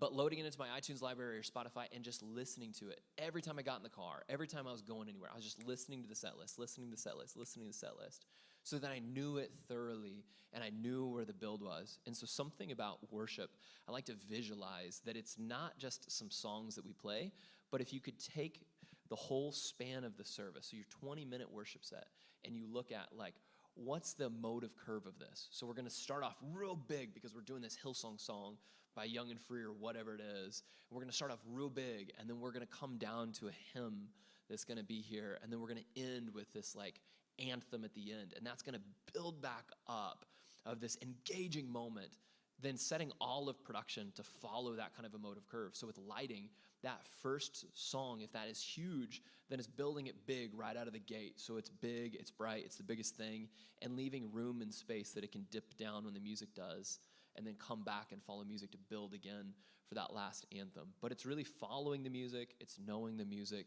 and trying to carry through whatever the intent of the worship experience is. The worship pastor typically knows where he's trying to go. So trying to take lighting with him, not trying to do and replicate what U2 did on their last tour. So it's not about that at all, but it's really about like, how do we help to create an emotion and create an experience in the room that helps people worship and engage. So that's what I think about with lighting. I'll speak to lighting because I'll speak to audio because that's really all I know. It's a joke because he doesn't know lighting. It's funny. Yeah. So I think my biggest thing is just knowing the gear. Like if I'm coming up to a console that I've never seen before, like that is very stressful. Like a mixer is a mixer is a mixer. You plug mics in or sources, you know, gain it up and it has faders and it goes out to speakers. So everyone has the same concept, but the language that each one, like if it's Yamaha, it's one thing. It's Digico, it's another. If it's Avid, so it can be a little intimidating walking up to a console you've never seen. So I just like to do my homework to understand, okay, if I want to do a bunch of groups on this console, does it have DCAs? How am I going to kind of lay things out? Actually, Ragsdale, I did a show with him a couple years ago and brought him in to do front of house. And he was pinging me like crazy. He was like, hey, man, I haven't gotten an input list yet. And I'm like, okay, bro, I'll get it. You know, we'll talk to the band. And then it kept changing. It's like, no, we actually want 2 drum sets on the stage. We want all. It was like, what? Hey, Rags, I don't know, man. And he kept bugging me. He's like, man, I need to know what I'm dealing with. So I can sit, and he was basically sitting at home, setting up on his computer, laying out the show, so that when he got there, he could throw a thumb drive in and recall it and be at least 75% down the road of getting things set. So there's not that moment of like, what am I going to do? Is this console laid out the right way, whatever. So just removing those stresses of the last minute, oh my goodness, I don't even know how. One church I walked into, there was audio coming through the console. I saw lights coming up. I'm like, there's no audio coming through these speakers. Walking around the room, and I see these orange extension cords sitting on the floor. And I'm like, what are those? Go follow the trail. Those are for the amplifiers. That was how they turned on their PA, is plugging in the amplifiers. So I plugged those in and voila, you know, but you don't know those things until you're in the space. So just, again, getting back to the idea of margin. Trying to think of a couple of things that have to do with practicing. I think you asked about how do you practice or how do you prepare during the week. One thing that preoccupies me a lot, maybe a little too much, but it's saved the day a few times, is how to bail out of failure. I want to be the most prepared for when a surprise comes at me. Man, that's good. So I'll spend and that can be even during the event or the service too. It's like, well, what happens if we lose power? What happens if we lose data, if part of the system is relying on data? So I like thinking through those backup scenarios and preparing for them. And then it's just an inner drive to be the first person with the solution as soon as you would turn to me in the booth of like, what is an idea? I Man, already that's have good. one and it's already up and let's keep it going. I would love to arrive with that. So that takes time during the week to test those things. What happens when the Waves server will blow up? Is it going to be a 2-minute outage? Or is it going to be a 2-second scene flip because you've already bypassed all of the inserts and tested it? Those kinds of scenarios. And then just to include video, we don't want to leave video out. It's like during the week, it can be helpful to fire up the LED wall if you do power cycle it or however you handle that. But to put low gray on there, 20 or 30% gray, can reveal a pixel that's on its way out until it's out, and then it ends up being a red dot right on the eyeball of an IMAG shot. So you can catch some of those kinds of things with gray. And then I like to point a camera at the LED wall with 20 or 30% gray, and then walk the engineering monitor in the back. And because that will reveal if something has started to drift during the week, you can start to see a trend of something drifting during the week. It's like, why is that different? It doesn't necessarily mean because something's failed, but Man, that's something good. is failing, and it's a way to take a peek that nobody else will catch until it's too late. Yeah. So that would be like pre-flight checklist, but it happens during the week when you have the system to yourself. Also an LED wall that has a component failing in it. Generally, power supply related will start to spray RF unusually. So you can walk by the wireless mic rack and see if the noise floor resembles what it did last week. And if there's extra noise in the room, like that's an extra LED. Okay, maybe something's changed with a new digital TV station, or they've added a new antenna or up the power 5,000 watts, or maybe the LED wall Man, that's has so good. something starting to drift, and catch that That's in so time. good. Those kinds of things are weekly activities.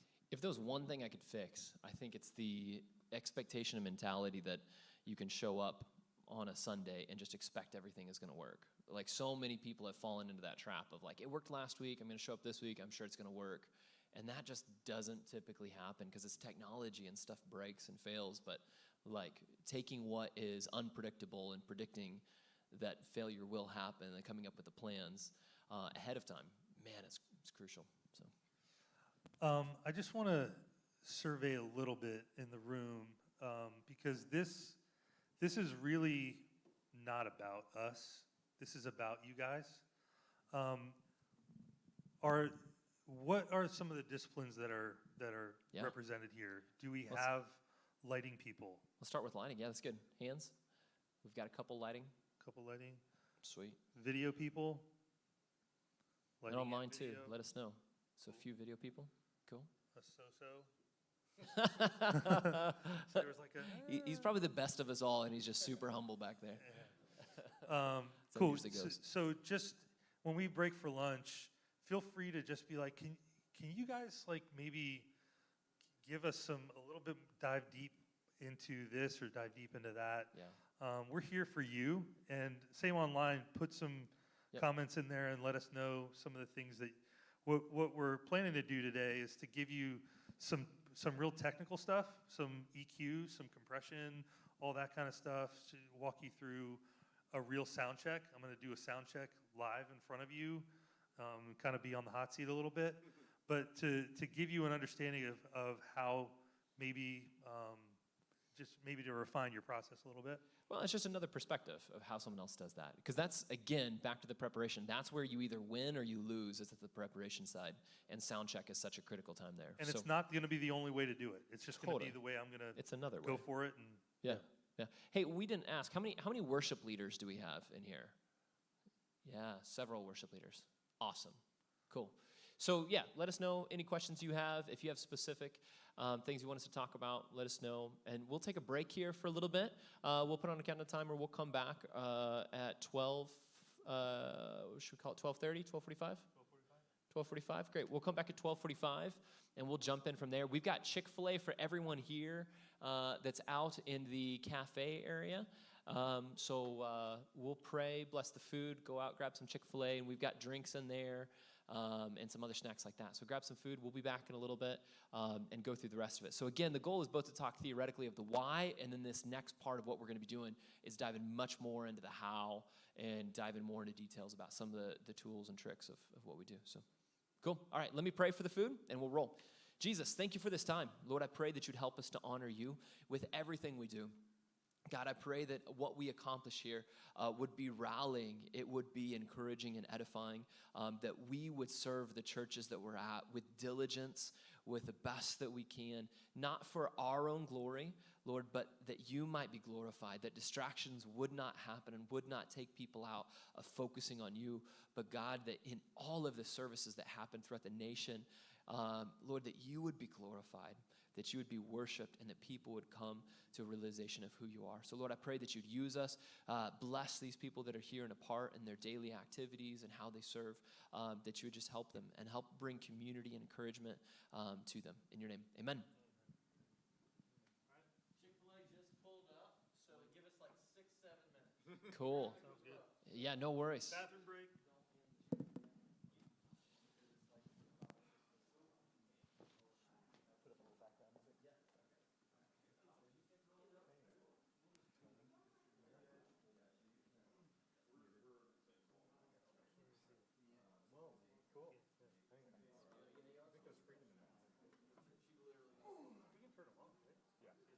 Yeah, so good.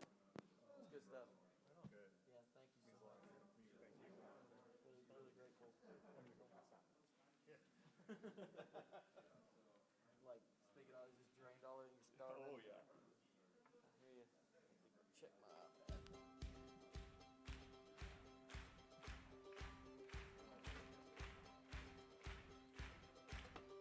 Lift up your voices and lift up your praise. Join with the heavens, declaring the wonders of his faithfulness forever. Sing of the victory, the hope of the world. The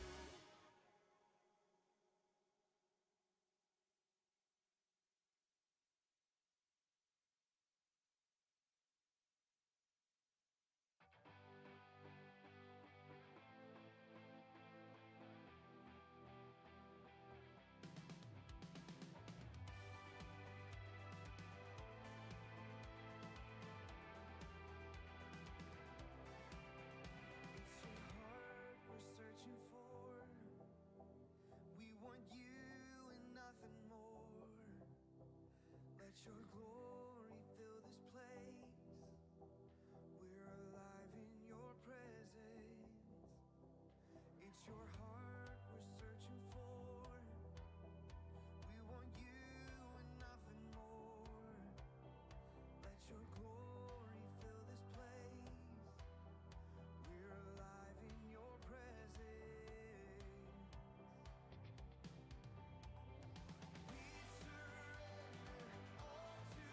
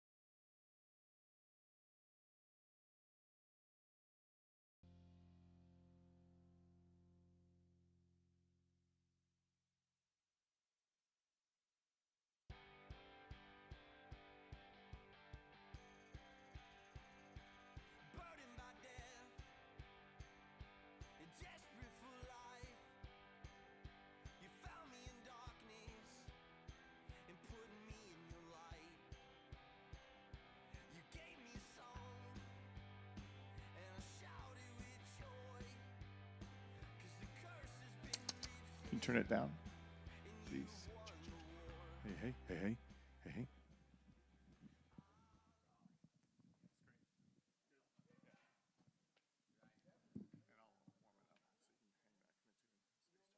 Yeah, yeah. Choo, choo, choo, choo.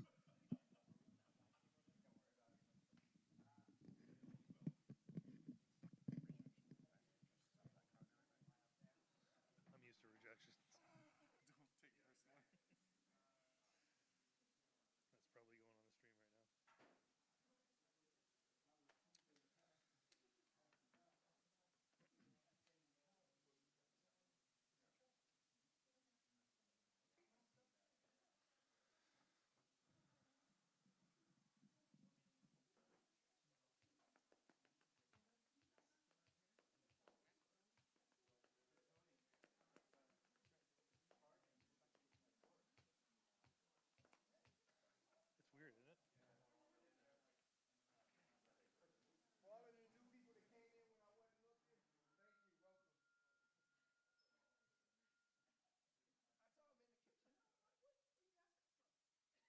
That's probably going on the stream right now. It's weird, isn't it? Sweet. Yeah. All right, y'all. Hey, thanks for coming back, joining us. Hey, so this first part was really 30,000-foot view of what are we doing, what are we trying to do. For this next part, we're going to dive more into the details of the how are we doing it. So in order to do that, kind of bridging it from what we were talking about before is success really starts in preparation. And so the first part of that is really making sure that the production team comes in before the worship team and anyone else and is doing a thorough check of all the systems, going through doing line checks before the band comes in and plugs in their guitar. Like all that kind of stuff should be done before they get here to make sure that there's no issues whenever they come and they're ready to pop in and go. But then once we get to that point, if we assume we're already there, we just kind of wanted to run through a sound check of how would we typically run a sound check. It doesn't mean it's the one right way. So I asked Tony, I was like, hey, let's go ahead and why don't you run a sound check? Because I think that's a big place where people start their success or they start a compromise inside of their service is at the sound check. So why don't we do that running through and also talk through a little bit of the theory of sound check because there might be some conversations to be had on a team of like, what is the priority for the sound check? Is the priority for the band to be able to work out what they're hearing, or is the priority of the first part of the sound check for the audio guy to be able to get levels regardless of what they're hearing for the first moment and then be able to shift priorities of then it's over to them. So I guess first, Tony, like what's your priority when you're doing a sound check? That first few minutes, who is that for? It's really, I mean, fundamentally for everybody, but for me, it's for me to understand what I'm working with, to be honest. Again, I'm coming in, I'm assessing what gear I have. I'm looking at the kick drum. I'm trying to evaluate how it's going to sound naturally as an instrument, and then pick a microphone that's going to be suitable for that. And if it's already mic'd up, if it's already kind of ready to go, cool. Evaluating if it's mic'd up the way I want it to be mic'd up. Totally. And so some of those techniques of just knowing how to get the best out of an instrument, where to put a microphone on a guitar cabinet. It's good. That kind of stuff is so critical. Yeah. But not everybody. When I started out, I can just speak for myself. I just figured, man, if you put a microphone in front of something, it's going to sound like a record. Sure. And it's not that easy. It's going to sound like Miles Davis. Maybe not. That's good. Yeah. And so really like that first part is helping the sound guy get what they need so that they can help the band get what they really Yeah, need. because ultimately, at the end of the day, my job is serving literally everybody in earshot. Yeah. The congregation in the audience side, and then the band, the online stream. Everything is informed by the choices that I make. And just let me just also say this: for online people and people that are like thinking you need an online mixer, that can be helpful, but it divides your I should Talent say this. pool. What's that? Yeah, the Provides your talent talent pool. pool. So like, if you have a really good sound person, that person's choices should inform everything, everywhere that audio goes. So you can't just get a console and say it's dedicated to broadcast, so it's going to sound better online. Well, you need like a better audio. Think about the speaker that's in your phone. That's what you're mixing all this stuff through that little tiny speaker. So you need an audio guy who's actually a studio engineer that understands how to keep things, blended well and mixed properly and all that kind of stuff through that tiny little speaker. Yeah, because online is less forgiving than in a room. Like you've got 100%. hundreds or thousands of people in your room and this loud system and all this energy And up the here. space in the room, Yeah, the and air that kind of circulating. You've got all that, which helps you. But on the other side of a computer or a phone, that's pretty unforgiving, so it's difficult. Yeah. So anyway, I guess getting back on topic, though, the key priority, sound check, give the audio guy what he needs so he can set a quick bass, so not that long, I can serve you well. and Yeah. then go right into how can I serve you and get everything set there. Yep. And if that's not the place that you're at right now, that shouldn't happen in the context of a Sunday. Like, don't try to get that worked out then. Yep. Roll with the flow of however you've been doing it, but then talk to your leadership about going, hey, how can we maybe try some things? Can I have 5 minutes where it's just about me, where I can get the levels and everything I need, and then I can turn my focus for you. So, Tony, we're going to hand over to you. Why don't you go through, mainly trying to get to do a sound check, but also talk in a little bit of what you're doing and why you're doing it. Okay, please. Hey, Luke, and Tony, too. If, I'm offering my services to you, Tony. I'm glad to be serving today. Planning Center told me I was the stage manager, Oh, good. so I'm available to you. You need coffee, you wave me. If we got a lot of noise going on and nobody can hear each other, I'll try to maintain eye contact with everybody. Yep. So if you need a mic check or if somebody's got a problem with their ears, we won't bother you Right. with it. That's great. So you can stay focused there. Who's a Lone Ranger doing what they're doing? Like you're the only person doing it. You don't have any helping hands or anything. These people over here. Yeah, just find somebody. Because here's what's cool about it is this is also a discipleship tool. Yeah. So I like when I was cutting my teeth in the church and starting to do studio stuff and all that, I was looking over the shoulder of somebody. Not to get into a sermon, but if you think about Elijah and Elisha,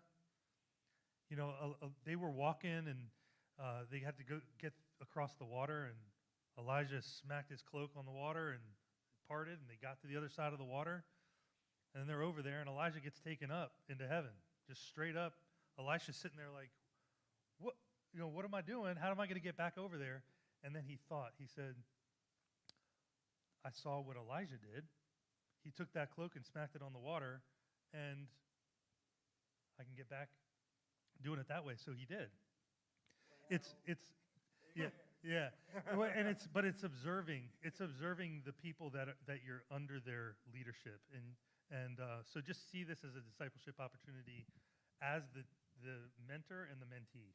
So, yes, sir. And the last question is, we had someone ask online of if someone is brand new and they want to start being a sound guy, how do you start them? Is this the right kind of role for a brand new, fresh person that wants This to jump person. in? Yeah. Yes, 100%.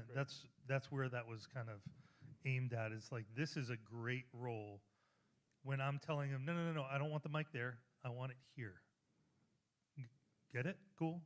Great. Next time he's going to do it that way. So that when he gets behind the console, he's going to say, oh, okay, now I understand why he put the mic there.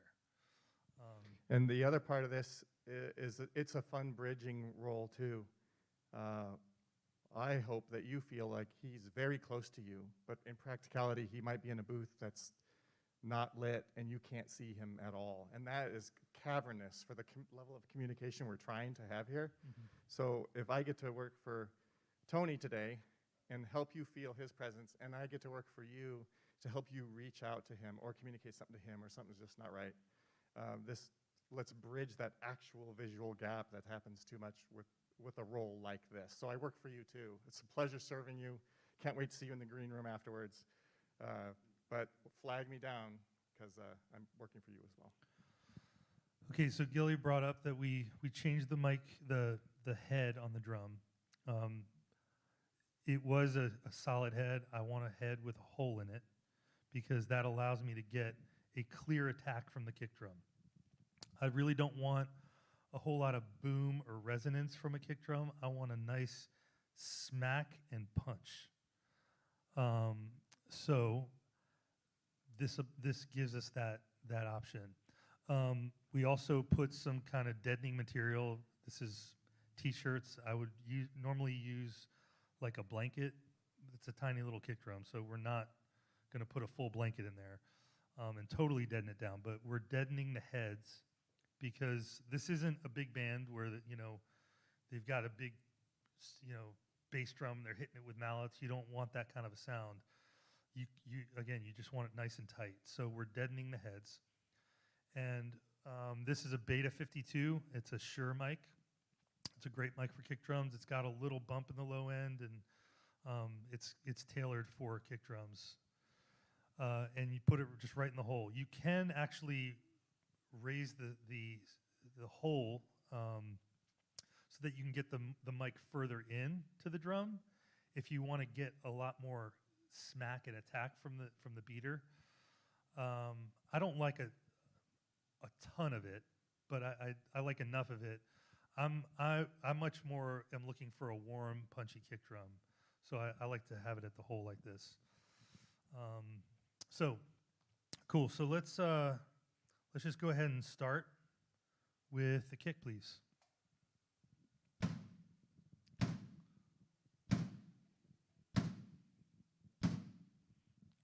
Okay, so he's hitting that pretty slowly. Hit it fast for me.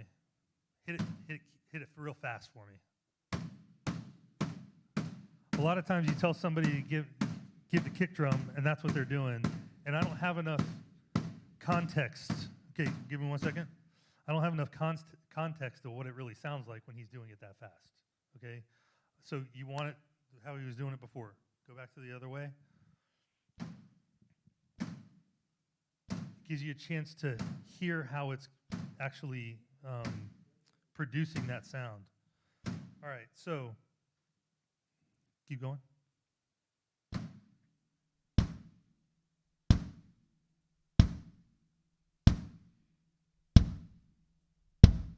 Okay, so that is a flat kick drum. Now it's flat. Watch up here. You'll see kind of my experimentation as I go here.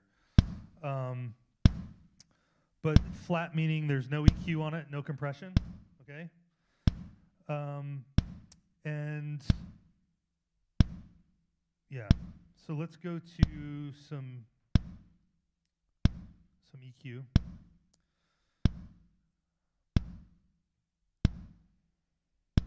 I like to start with the second band over, so they're numbered 1, 2, 3, 4. I like to start with number 2 because that leaves me one in the low end that I can adjust later if I need to.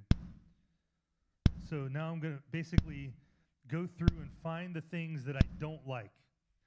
So hold on 1 second, Angel.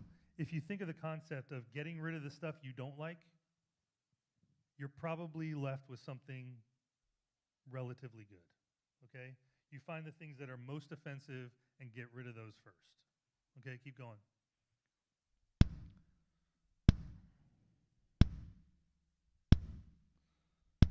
Okay, so that's a little too kind of thuddy.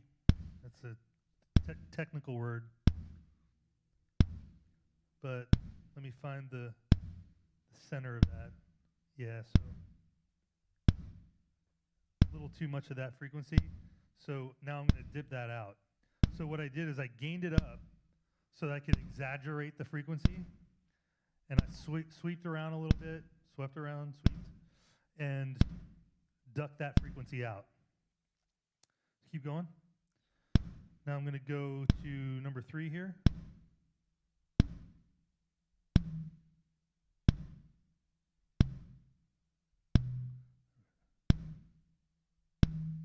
Oh, there's one. Lost it.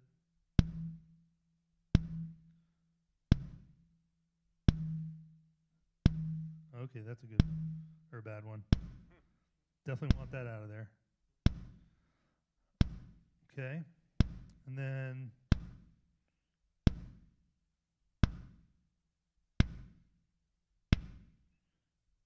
okay, that's a little harsh of an attack. I like some attack, but that's a little piercing. So I'm going to take that out. Not that much. Here's the other thing I know about Angel. He's going to do with this right now. And when we start playing as a band, he's going to lay into that thing. Okay? So just be prepared for that. Now I kind of want a little thump from this too. You can feel the punch from the kick drum, but I kind of want to get a little more beef out of it.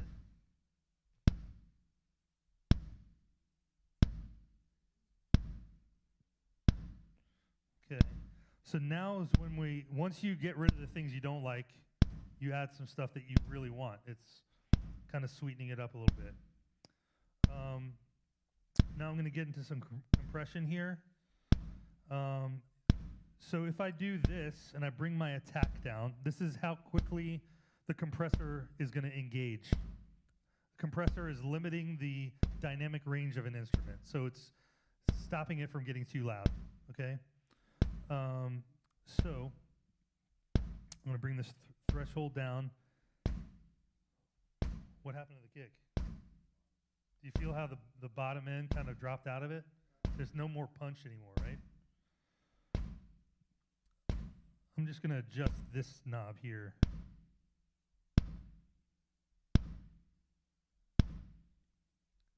It's still compressing, but you got a little bit of that punch left. I'm still not totally happy with the way it sounds, but as you can see, when my attack is super short, when it's really, really low, it's clamping down on that kick drum, and I'm losing the body of the drum.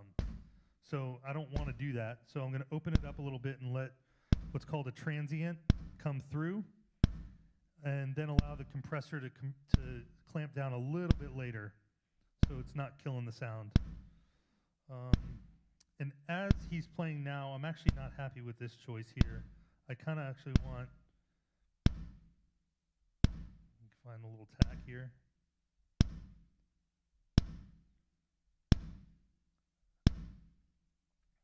I like a little attack on a kick drum.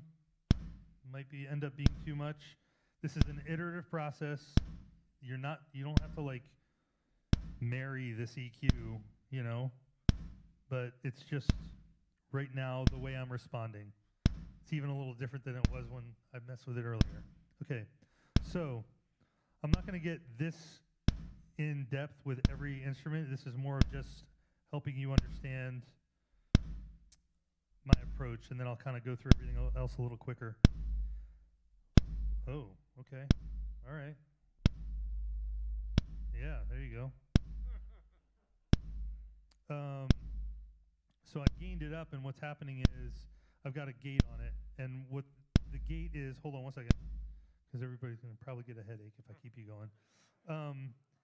The gate actually turns off that channel if there's no signal going through at a certain volume. So you can set that volume, and after it hits that volume, the channel opens up. It's like basically having a mute button every time it stops transmitting. So I gained it up, and it actually impacted the way that the gate is acting. So I'm going to gain that back down a little bit. Go ahead and play again. Okay, cool. All right, take a break from the kick now. Let's go to the snare.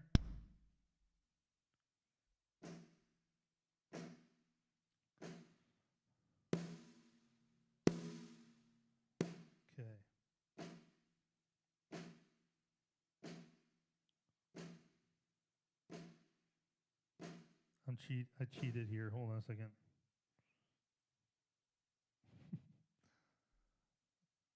There we go. Most consoles these days have this kind of interface, so like you can do things remotely. I sit with my family at church and I run sound sometimes, and this is literally sitting in the congregation. It's a lot of fun. All right, give me the snare again, man.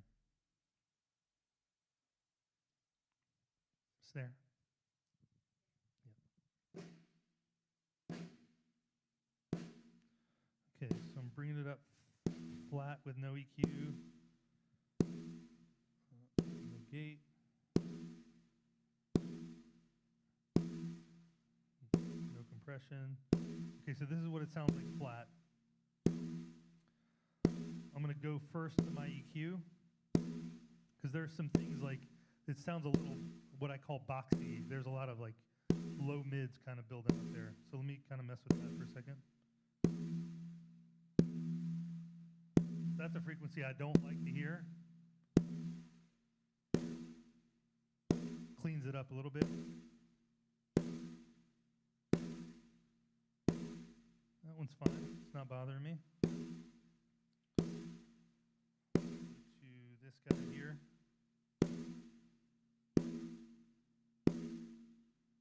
That's not very pleasant. So I'll get rid of that as well.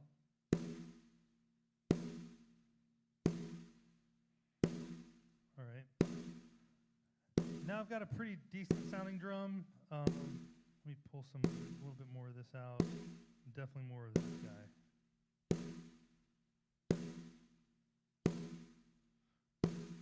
Now I want a little presence from it, some bright attack.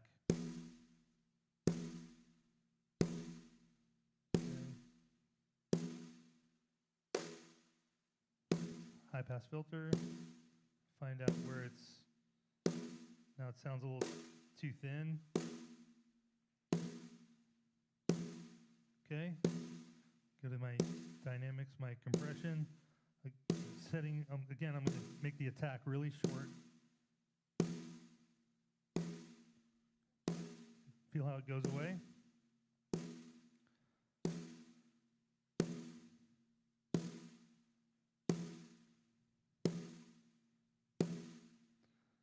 All right, so now I have a nice smacky, present, it's punchy, but it's not taking my head off. The compressor's taking care of it with my slow attack time. I'm gonna bring these release times down. Hold on one second, Angel. So attack time is how quickly the compressor engages. Release time is how quickly it releases the compression. So when it compresses, it's actively bringing down the volume of that instrument. And how quickly it goes back to where it was to begin with, that's your release time, okay? And you can also hold it for a little longer. So you can hold it there at the bottom where it dropped the volume to. You can leave it there and then let it release. I'm generally doing fast release times. Maybe with a snare drum I wouldn't because there's hi-hat and stuff coming in. But with vocals, I really want a quick release time because I want to be able to hear that breath. As soon as they're not compressing anymore, I want to be able to hear everything that vocalist is doing. Lauren Daigle that we played earlier, that vocal is super compressed. Tons of compression, a lot of EQ to her, but it's what I call in your face. I mean, it's sitting right in front of the mix. Okay. So give me kick and snare, please.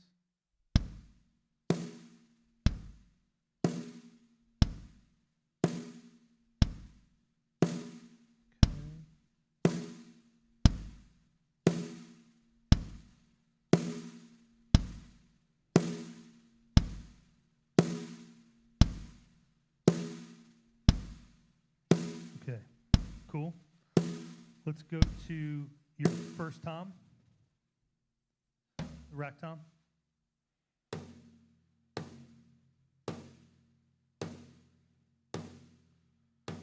Okay.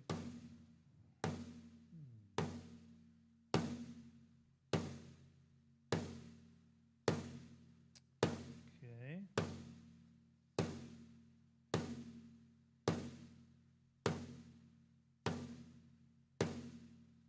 Gilly, can you check that mic for me, please? I feel like I'm not getting that. Hold on one second. It's good. Can you tap the mic for me? I don't think I'm getting that. Oh, yeah. Okay. Cool. Got it. Cool. All right. Go for it again.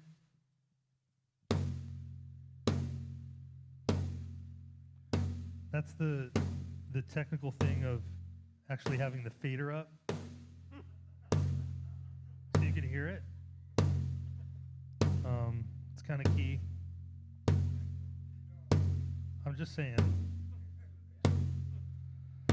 if you learn nothing else from today, all right, so this drum has a lot of overtone to it. And even at, when I'm at the 0 point, I'm hearing that frequency. I'm not going to waste a lot of time sweeping around, so I just want you to understand that that's the concept.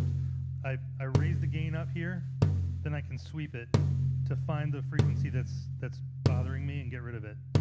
So now I'm going to get rid of this. Okay, it's a little better. Oh, that's not very good. But even at the 0 point, I'm kind of hearing it. It's a little cardboard box sounding.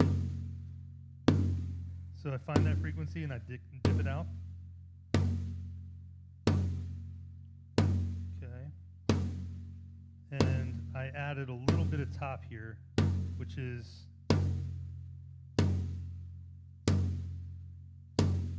it's just a little openness at the top to give me some presence. I don't want to get too aggressive with that because there's cymbals involved. But that's another frequency that I ended up dipping out. That's not very pleasing. That wouldn't sound good on a Miles Davis record. All right.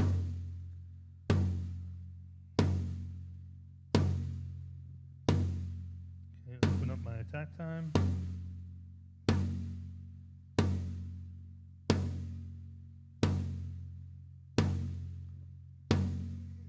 Okay. All right, let's move to the floor tom. Okay, so I don't have any of the floor tom in the mix right now.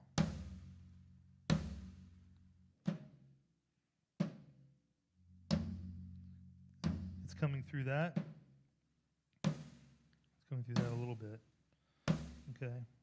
It's coming through the kick drum. You feel that resonance inside the drum? Okay, so that's where I might need to go back to the kick and say, all right, let me gate that a little differently. Maybe bring up the threshold. Bring down the range here a little bit. The range is how low the gate takes it. It's not quite a mute. This is a total mute. This is no gating at all. So I'm going to kind of do something in the middle because I don't want it to go 100% to 0. It doesn't sound musical anymore. Okay, so let's get back to it. Floor tom.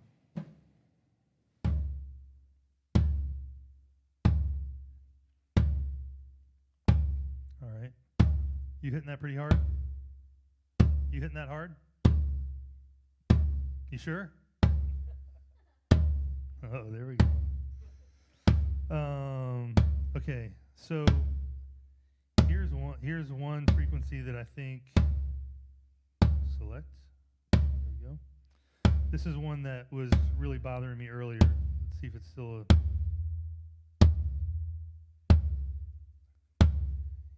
it's a little tubby. Okay, then there was this.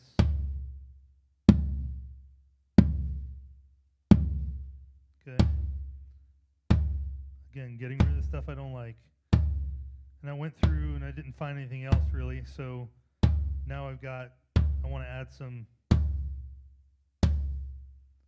Ideally, I want to be there if I'm a studio guy, but live, it's not realistic. So I gotta. Why not? Because you've got cymbals that are going to be smacking in there, and even if you've got it gated, the gates open and you get, psst, psst, you know, every time you hit a drum. So it's not very fun. But I'll see how much I can get away with here. Actually, I'm going to switch this. Hold on one second. This is called a high shelf. So it takes at one frequency, at everything above it, it will raise it up equally.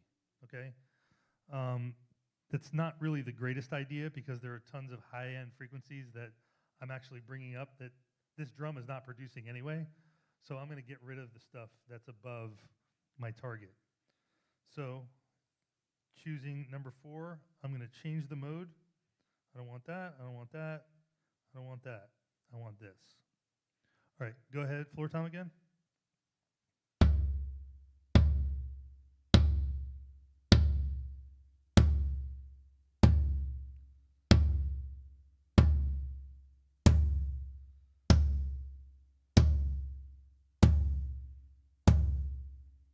He's also not using a stick, so I'm not going to get a whole lot of this stuff way up top, even though I want it. Okay.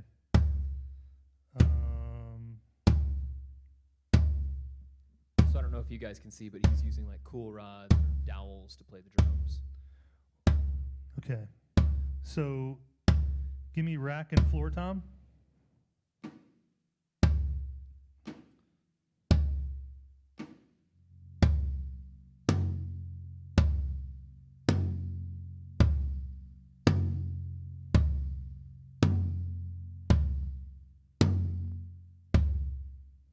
So what are you looking for here? So between now the two? I'm gating the rack tom a little bit because it was resonating. Just kind of ringing out there. And the more of those little nuanced sounds that are involved, they just stack on top of each other. And your mix sounds like mud. I mean, those are the things that, it's such a tiny detail, the resonance on the rack tom, but it can really throw your entire mix because you've got this mud swimming around in your mix and you're not really sure how to get rid of that or where to start looking for it. So this is the time to do it during sound check. All right, so that's feeling decent, okay? Give me kick, snare, tom, tom.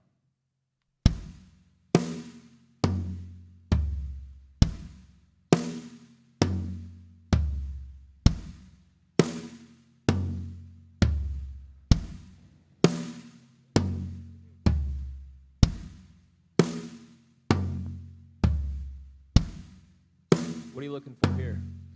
I'm feeling like that high tom's a little boxy, little cardboard box action, so I want to get rid of some of that. It's this. I heard that frequency, and what I'm looking for is for the kick drum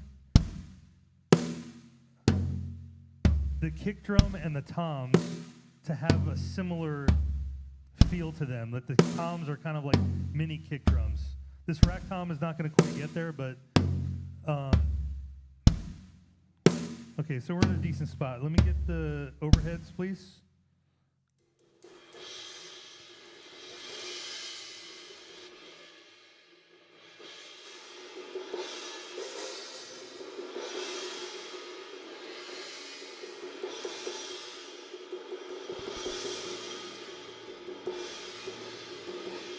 Okay. So there's all this low end, all these frequencies in the low end that I'm not interested in for cymbals. So I'm going to take my high pass filter. Okay, hold on. High pass filter lets the highs pass. Low pass filter lets the lows pass. Okay, you define the frequency. High pass lets all the highs pass above that frequency. Low pass lets all the lows pass below that frequency. Keep going, bro. So there's nothing useful down there. So I'm just gonna high pass all this. And now I'm gonna find, that's not lovely. Okay. Oops, same one.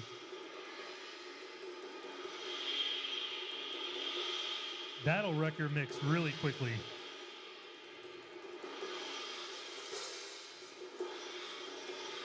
I'm not gonna do a whole lot more than that. I could do this and like all that, but I don't really need that high-end information right now. I want to save that for the vocals. All right. Going here, gonna basically mimic that.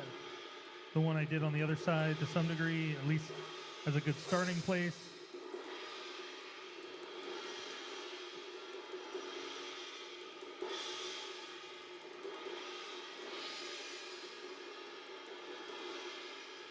Again, make sure it's in the mix.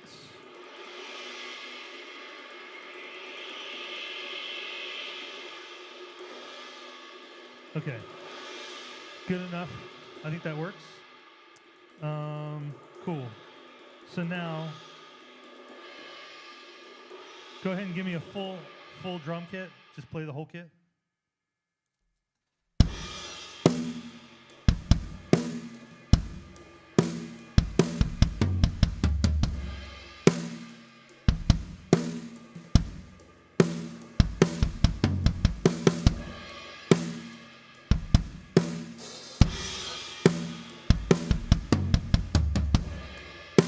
All right, cool. That feels good. Great. So we're going to take like 30 minutes per instrument and go around now? Everyone. Great. So this is what the worship leader that was at the church that I was leading, he was like, bro, can we be done with the kick drum and like the drum? The drums are the thing that can make or break your mix. It's the backbone of the mix. It's the cornerstone. It's the cornerstone. Everyone hears it. Yes. Well, and it's the thing that can, if you get it wrong, it will really throw everything else off. It's the thing with, when I'm mixing, I'm hearing the drums, and then I'm kind of bringing everything else around it and filling in around, like the low end stuff is going to be with the bass guitar and everything, but it's going to be with respect to the drum kit. We say that the vocals are the most important thing because they are, but the kick drum is the lead singer. No, I'm kidding. No, you have to have that foundation that you're allowing the vocals to sit on top of, especially online. So this, I would venture to say, this doesn't sound like a record online, but I would venture to say it's at least usable. I can hear my kick, I can hear everything about it, hear the snare, hear the toms and the overheads at acceptable levels. So I'm pretty comfortable knowing that if you look at my faders, they're pretty close to zero. This isn't necessarily technically the best thing to do all the time, is to have your faders at zero. But what it does is it simplifies everything. So now, if these are at zero, with my gains and my EQs and my compression and all that stuff set, if these are at zero, I can be pretty sure that another mix at zero going to the online stream, or a mix going to their in-ear monitors at zero, is going to be acceptable as well. Doesn't that make sense? If I've got a very simple flat line, that flat line is going to serve everything, at least to start out with, pretty well. I ran monitors for many years, and that's where I actually learned this whole thing of understanding gain structure, which is what I just showed you. It's how you build the sonic characteristics through your gain primarily. But I would get there early. I would set everybody's mixes on an analog console. So I would set everybody at 12 o'clock for every instrument, and then whoever's instrument that mix was on, I would boost their thing up about 4 dB. And I did that before anybody showed up, so that when I'm done doing what I just did through 25, 30 instruments, and it sounds good at zero, I know their mix sounds good. And they're already talking about music. When they're done kind of doing their sound check, they run through a song and they're like, oh, I like how you just went to that chorus, and they're talking about music. They're not talking about, I can't hear anything. Can you hear this? It's not coming through. That is the stuff that you want to eliminate if possible. It's good. Does that make sense? And then also helping to coach the worship team with that first song, that first run through, just play through it to get gain level set, right? Yep. And then come back. Yep. Hey, so this obviously took like 20 minutes or so. Yep. Is this when, would you have a band up here chilling while you go through the drums I and take this was much actually time? looking at you, and I was like, she's sitting here being like, She's being so nice. I'm gonna pass out right now Yep. because you're talking about. Yeah. You're welcome to do Lounging. that. Good. No, generally what I would ask for is, okay, drums, get behind the kit. Bass, I need you on deck. Guitar players, start getting your stuff together. I'm going to be with you in probably 5 or 10 minutes. Just kind of giving people a heads up that we're starting this. Yep. And everybody did a great job up here of being audio black is what I call it. Like, I need no sound on the stage. You know, pastors coming around and talking about the pro presenter slides and stuff. Oh yeah, I wanted to do. Can everybody just give me a few minutes to get this going?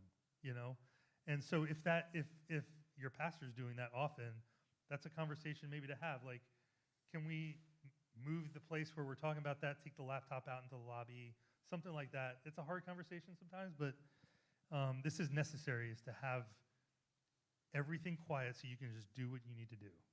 Yeah, and a lot of times it's about scheduling and staging, right? is, Of yeah. like, hey, Yep. just get the drummer in 20, 30 minutes early so Yep. he can go around on his kit Yep. and then allow everyone else to come a little later so they're not all waiting.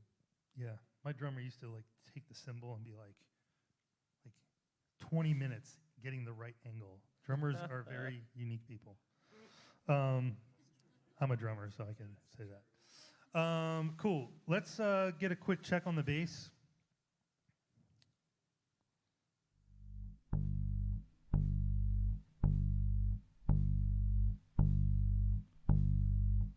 He's checking it like a kick drum. I like that. Okay, it sounds like there's a lot of compression on there. Yep. Okay, so same thing. It's my quick attack time. I want to actually get a little more punch from that thing.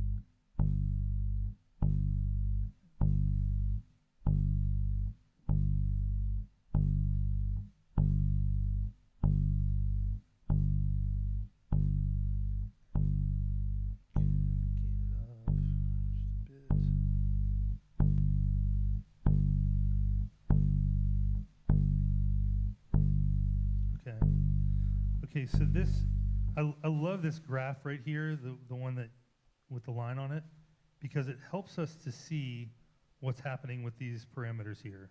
So the threshold, where that corner is where the compression is taking place. So it's a decibel level, and I can bring this threshold all the way down. Go ahead and play again. And you can see how much compression is happening because it's happening really, really low. Bring it back up so I'm not squashing the life out of it, not getting nearly as much compression from it. But the ratio also informs how severely it compresses. So I probably want to bring down the ratio just a little bit and bring down the threshold a little more so I can get some sustain out of the bass. I'm going to gain it up just a little bit. I'm also hearing, stop playing real quick. There you go, okay. So I've got a little noise in there. So I'm going to try to get rid of that with a gate.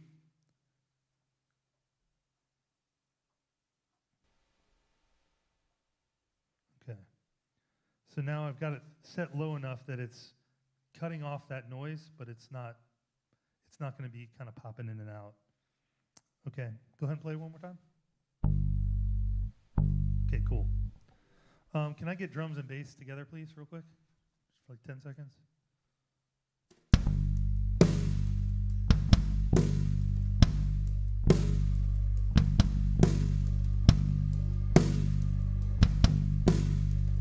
Okay, cool. Thank you. Thank you very much. All right, cool. Great. Fader's at 0. Look at that. Amazing. Again, that's not always the target. We're not going to get into why that is, but for the purposes of this, and I think for simplicity in a church, that is a really good target. Try to keep your faders at 0, gain at the top, EQ to taste, make sure everything sounds decent, and that'll just serve you well downstream. Okay, let's go with keys, please.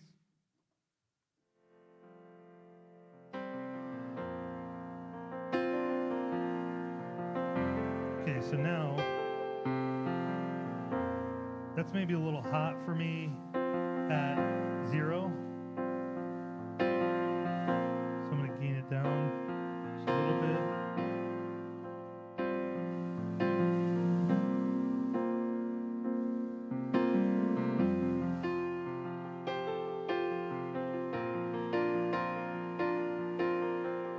So now I got rid of some of the mud, but now it feels a little thin.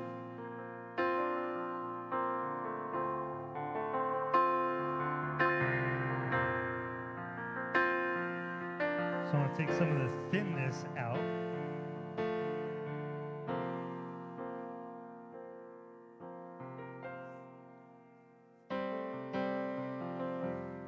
Okay, I'm going to also change number 4.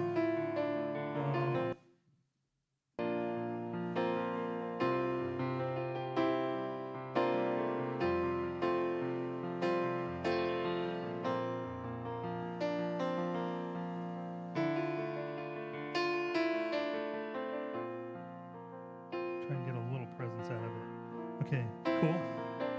Tony, Yes, sir. can we ask Snare to open your snares for a second so Oh, we yeah, can it's- ensure the keys are not distorting? Good call. Go for it, Keith. Yep. Clean? Yep. Thank you. Snare back. Great, perfect. Thank you. Good call, Gilly. Actually, let me hit it one more time, Josh.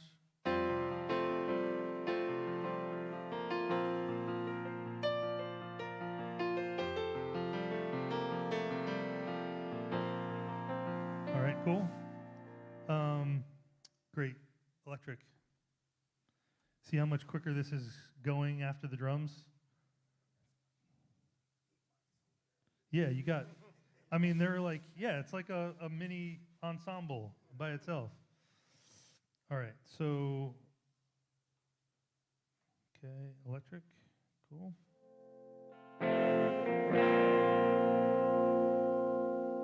Again, too hot. Is there a pad on this thing? I think I can get away without it.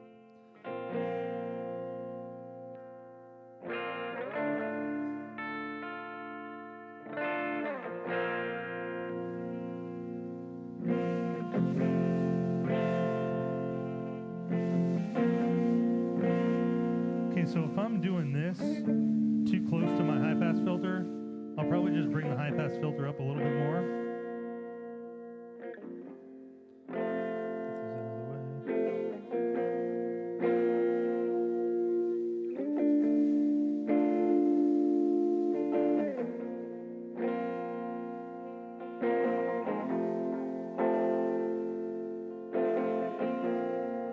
Can you tune real quick? Thank you.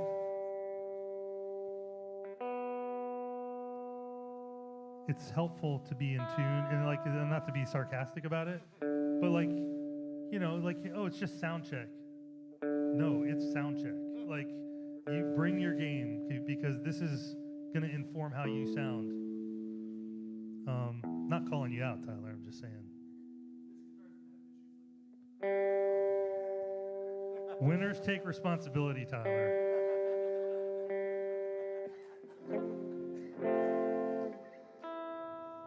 Okay. So there's still something in that range that's really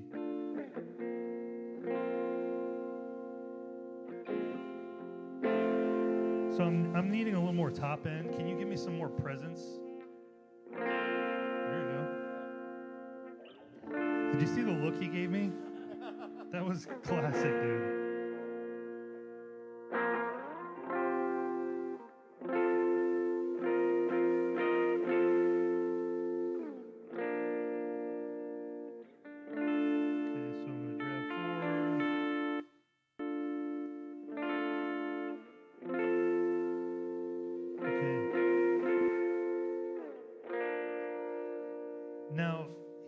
here's the thing.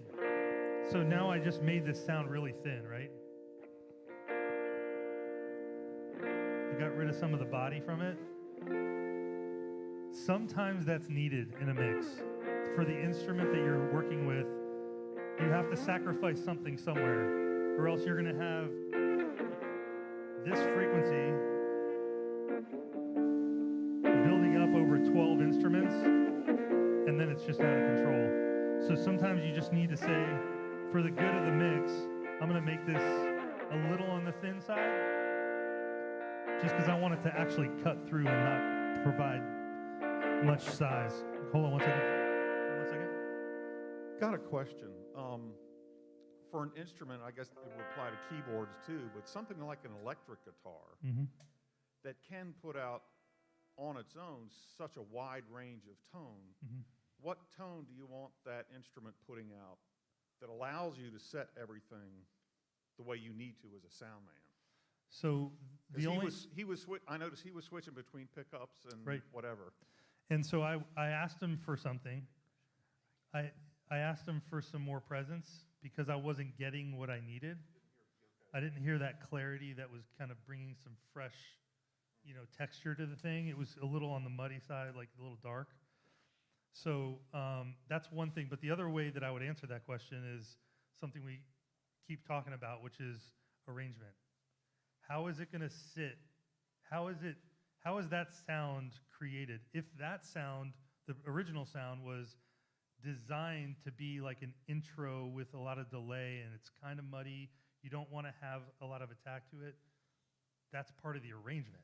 So I'm not going to dictate that, but if there's, on a general basis, if he's got one tone he's going to be playing, which is mostly the case in churches, they're going to have one sound, they're going to go for what they need to play, what they need to play. I want to try to inform how it's coming out of the Amper processor.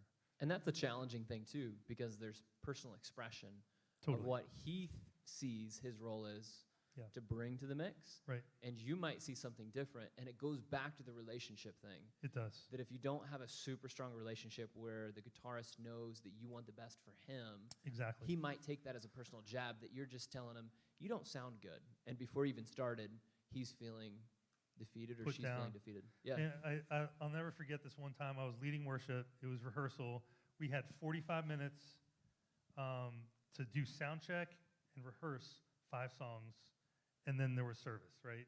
We've all been in that position for one reason or another. So I get up there, and I'm with 4 other people that I know extremely well, and I know that they know me extremely well. We're going through the song. We can only get through each song one time, and the second verse came up, and I heard the guitar player doing something, and I'm strumming and I'm playing. I was like, no, don't play that yet.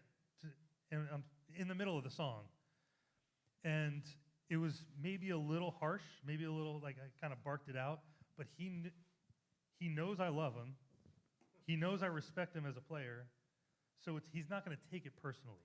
The relationship is the key to all of this stuff. It's the key to everything. But this dynamic it's crucial. I've seen so many churches where there's division between worship and tech.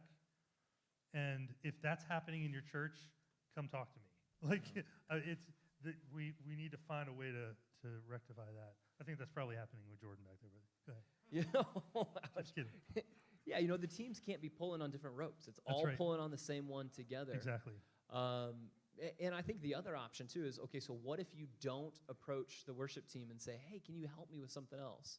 Well, then eventually you're just going to mute that person or not bring them up in the mix. And that's not very respectful to them either.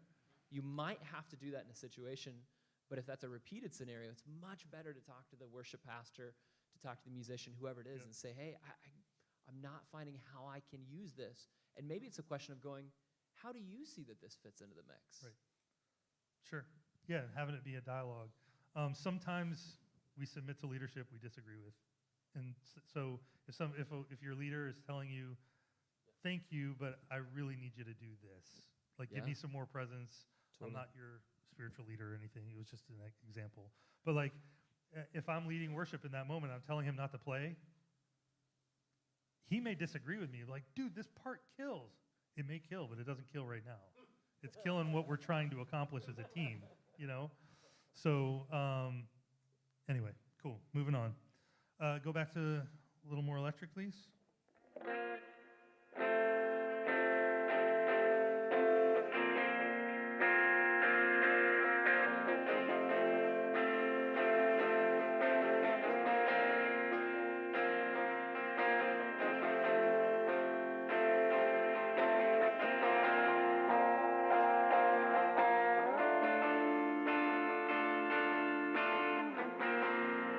And don't worry about what it looks like.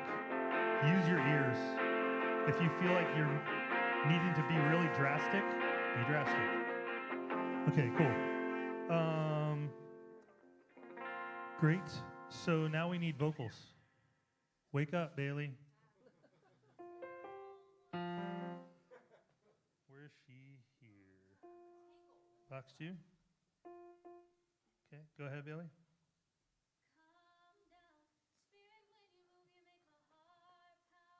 I'm not getting anything. Can we chase that down, please?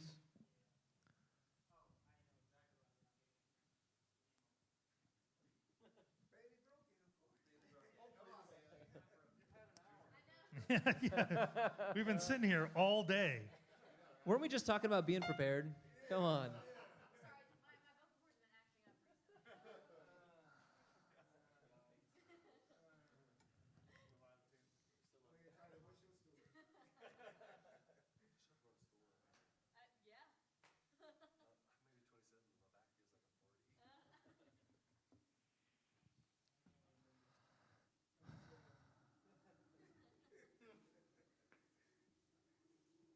So the principle on EQ that I want to hammer home again, just so, without doing anything, just talking about it. Again, get rid of what you don't like. It's subtractive EQ. We call it destructive EQ. Just make sure that you if there's one thing I think that I'd want to share with you technically, it's to just get rid of the things you don't like. So, yeah. It's good. Now, okay, let's say that you were the broadcast audio engineer. What you just walked through, is that the same thing that you're doing for broadcast, or a totally Absolutely. different set of rules? I'm doing the same thing. So I'm maybe being a little more aggressive with my compression and things like that, and making it feel a little bit In a broadcast environment, in a you would be? broadcast, yeah, because I'm in a broadcast environment. I'm not fighting the room. I'm not having to worry about the acoustics in the room, because the acoustics in this room are informing everything that I'm doing. When we had our original PA at McLean Bible, it sounded fine, and I mixed, and the online stream sounded fine. We got a brand new PA, and it was once we installed it, the very next weekend the online stream sounded 10 times better. It's a PA. How does that change the online stream? Anybody have an idea? You're not mixing to overcome the bad PA. Not mixing to overcome the bad PA, and I'm mixing based on what I'm hearing, and what I'm hearing is true. So like, now it can translate to this massive PA, and when I say massive, it's huge. From that to the stream, to the TVs out in the lobby, to all that stuff, to your little speaker on your phone. If you do your job through this gain structure approach, you're going to have, and if you have good reference, the reference that you're listening to is key. One other thing maybe you noticed is modern high-quality PAs are putting more of the energy towards the seating sections in good designs, Yep. and less energy into the reverberant field or reflective surfaces, which you were mixing to all of those included in the net That's result right, of where yeah. you were standing. Now you have more PA, less room ratio Absolutely. with the upgrade. Yep, that's great. Anybody have any questions about what either one of us just said? There's a little bit of natural reverb when you're in the room. Right. That you're not getting through a live stream. Do you compensate for that at all? So so Gilly has also developed a really cool thing. We call it Oprah. I can get through the whole idea of why we call it Oprah, but it's a broadcast solution, and to actually take advantage of that reverb, take advantage of the space in the room, and actually give the feel of your room to the stream, we put room mics up. And those room mics get implemented into the mix. You take a version of the main mix through your broadcast feed, and you also send the room mics through the broadcast feed, not through the PA. That would be a very bad idea. But you put it through the broadcast mix so that you get a sense, you can hear people singing, you can hear people laughing and clapping and all that kind of stuff. And he's been really smart about the way he implemented it, where they actually automatically go up and down with the program material. Like when things are too loud, it actually brings the mics down a little bit because it'll sound too aggressive. And when things are softer, it brings them up so you can hear the interaction of the congregation and the room. One thing on that compensation is to have room mics in a good location that's rejecting the PA and that's hearing the people in the room and that's hearing a little bit of the room itself. And then I like to put a little bit of reverb on top of those ambi mics to help smear the early reflections that are coming back, and to reintroduce the size of the room that's experienced on the floor, because the mics may not be on the floor. If the mics are 20 feet in the air, adding a little reverb among that greater diffraction and diffusion to help it feel like the reverb level on the floor again. And that is assuming that you're trying to represent the room, the size that it is online. Or do you want stadium mode? Or do you want completely dry because you're going for a studio sound? Right. But your question was, how do you compensate because you want to accurately represent as if you were there? Then use Was a your real mic. question, that's great. Okay. Did that answer your question? Okay, cool. Online questions? Okay, hey, I see we have a few questions from online. Tony, let's ask this. What are the mix challenges when mixing an acoustic piano? Many.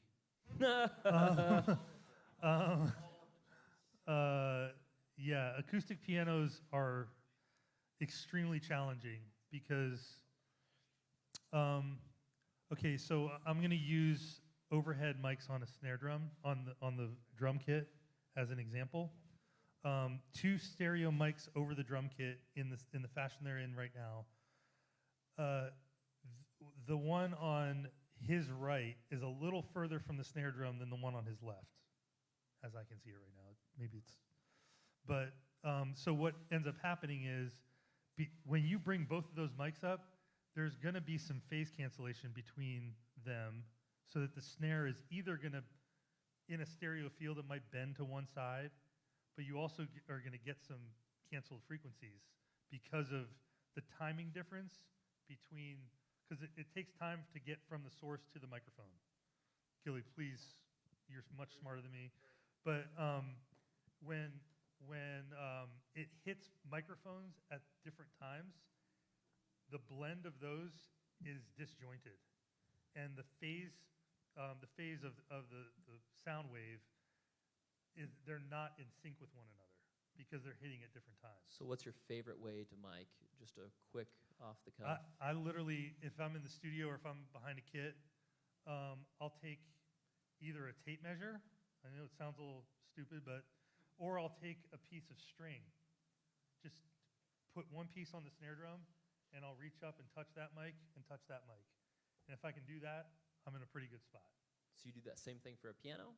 So to bring that back to a piano, piano's challenging because you do have such a broad surface to cover, and tonally from the low end to the high, like there's so much to cover in a piano. And honestly, a lot of times pianos don't even form their sound until they're 6 feet away. You know, so it's not realistic to mic a piano from 6 feet away, because those mics are sensitive. usually condenser mics, and those will pick up everything else in the room. So yeah, you have to get the mics close to the piano, close to the strings, in such a way that they're both, the only, and again, Gilly speaking to this, but I basically just put them flat down, same height above the strings, one as close to the middle of the lows and one as close to the middle of the highs as I can, and then start from there. Do you have any cool ideas? No, that's great. Okay. Great. The other challenge with pianos is when you put those mics in there, again, condenser mics primarily, those are very sensitive microphones, and within the cavity of a piano, you got resonance, and that creates feedback. If a bass guitar hits, kick drum hits, you're going to start getting some low-end rumble.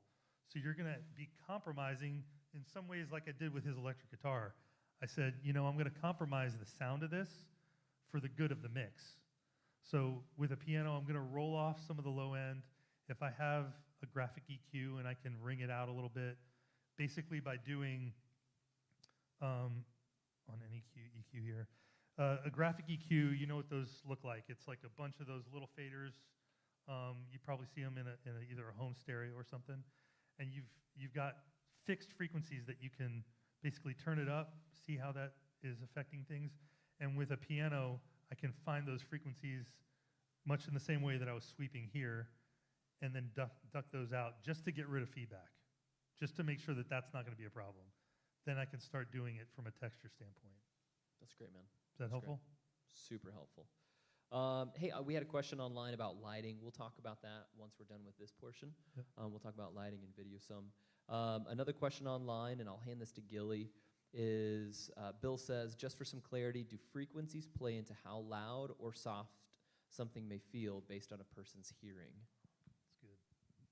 That's good. And to attempt to respond to that with word picture, this is definitely where I would like to scribble on a digital thing, and I'll try to pull something up later that we can throw up and bring this back. But in words, at quiet levels, the human hearing curve looks like a frown face, where it's more sensitive to the mid-ranges relative to the highs and the lows. So that frowny face, as the volume gets turned up, our human perception relative in level flattens out. So the louder something gets, the flatter our personal EQ response, our microphone response curve gets. So at quiet, it's a sad face, and the louder and louder and louder it gets, we flatten out. And what does that mean for something we're EQing? And our response to that would be something at a quiet level to sound flat to us would need to look like a smiley face. So Spotify at walk-in level, it's pretty common to see the lows boosted and the highs boosted, and there's speaker manufacturers that play on that. There's all kinds of reasons to do that because it is improvable for that reason. However, when you take that same Spotify curve and turn it up, we're compensating by flattening out as it gets louder, but the Spotify curve stayed smiley face. So as we flatten out and the smiley face gets louder, now the lows are too much relative and the highs are too much relative. So you play something smooth and powerful and detailed, quiet, and you turn it up and it gets muddy and harsh because we've changed, it hasn't. I hope I've described that in a helpful way. There's the inverse of that can make that clear too. It's like you, at these levels, maybe you're getting ready to open this up soon and we're going to be at 94 dBA slow. Right. And with all that preparation, at 94, it's going to be great.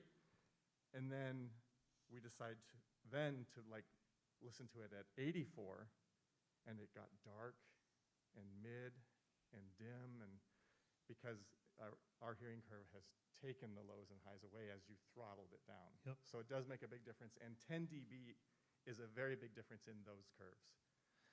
And really quickly, if you had something at 94 dB and it's a frowny face versus, I'm sorry, if you had something at 88 dB with a frown face, or something at 94 dB with a smiley face, you're going to be much more pleased by the 94 because the perception of volume, even though technically it's a lower volume, when there's a lot of mid-range in a mix, it's not pleasing and it's harsh because we're super sensitive to those frequencies.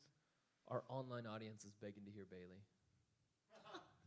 It's my dad. Go, Dad. Let her sing. All right, Bailey. Everyone has been waiting for this moment. Oh my gosh. Better not mess it up. Happy birthday. Okay. Go ahead. Calm down, spirit, when you move, you make my heart pound. When you fill the room, you're here and I know you are moving. I'm here and I know you will feel me. Calm down, spirit, when you move, you make my heart pound. When you fill the room, you're here and I know you are moving. I'm here and I know you will feel me. Holy Spirit, come rest on us. You're all we want. You're all we want. Holy Spirit, come rest on us. You're all we want. You're all we want.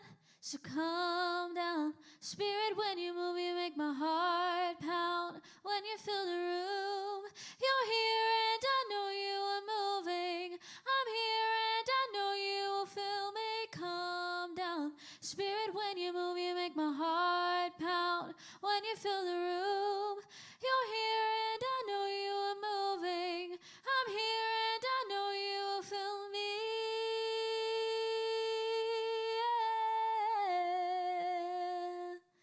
Nice. Fire. Cool. All right. So, sounds good.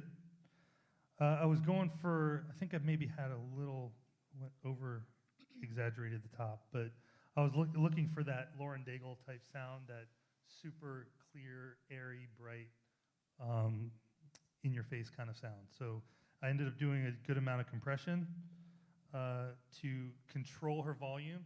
I found those frequencies, I got rid of them, the ones I didn't like, and I felt like we ended in a pretty good spot. Sounds good. Tony, Yes, sir. 2-second question. A lot of times vocalists don't feel confident enough to sing out by themselves. When you get that, but you need them to sing out so you can And then they're like, what are your tricks? Yeah. You know. What are your couple encouragements to help to get them to sing out and give you what you need? I just try to make them feel as lighthearted and comfortable as possible. You know, talking to the drummer like, man, come on, you're not hitting that thing. Come on, let's go. You know, trying to get people feeling like we're having a good time, and just take down the pressure. So when vocalists, and then I'll say, listen, just sing happy birthday. Sing something like you don't, because it's hard to even know what to sing, you know, but yeah, so does that It's good. help? Just make them comfortable. Yeah. Yep, it's good. There's also, as you were playing with the high frequency stuff, there's also a digital artifacting thing happening somewhere in console, maybe PA processing, not sure, but there's this on top. I heard that, yeah. So we pulled the snares for a second just to kind of hear it a little bit more. Good So call, that is not fixable from what we're doing here, and it's not a problem, not a show-stopping problem, but Right. there is this. So I stood next to her too for a second to see if you had a characteristic. Could be, but Yeah. it seems like it's a system thing at the Could be moment, that so. spicy chicken Could be the sandwich chicken. I had Yeah, it could before.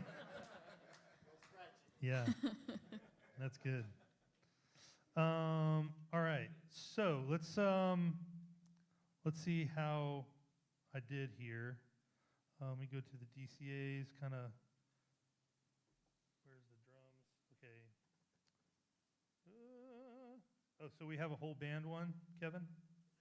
That includes vocals? Okay. So these are the DCAs we were talking about earlier. These are the global remote controls, okay, for multiple channels. So I've effectively brought down the entire mix by 7.5 dB just to start out. So why don't you guys go ahead and play something? Don't mess it up, Our please. biggest fan. That's right. If you want to sing like her, eat spicy chicken sandwiches. Channel 11, I believe. All right, go ahead and hit it. Y'all got it? Ish. Max being a Mac. Darn Catalina.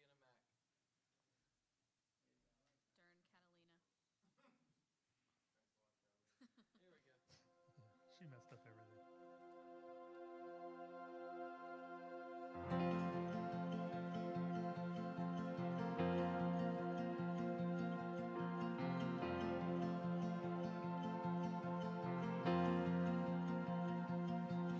As the Spirit was moving over the water, Spirit, come move over us. Come rest on us.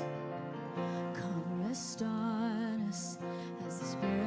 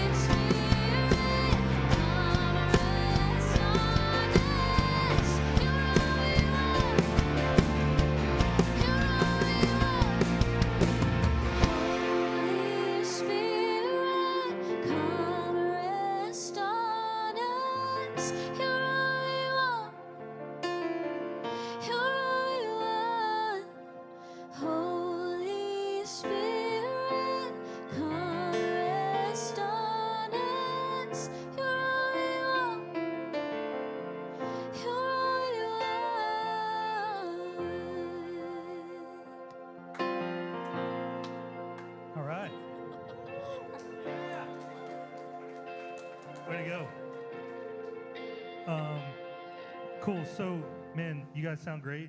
There are things that when I'm looking at what I ended up with, there are things that I would have done differently from my gain structure. My drums are a little hot, so I had to tuck those back a decent amount.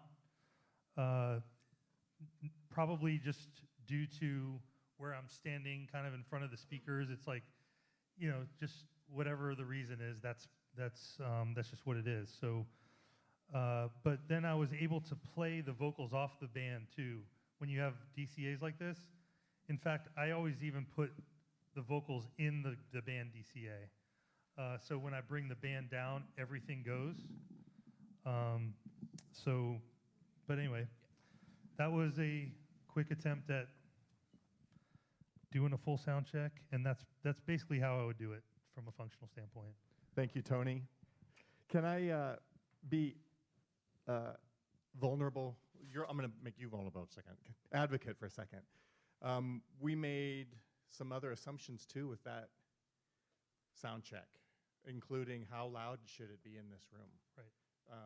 You picked a good target, as if the room was full, as if everyone was singing really loud, as if returning enough energy back to the band for them to feel it. Right.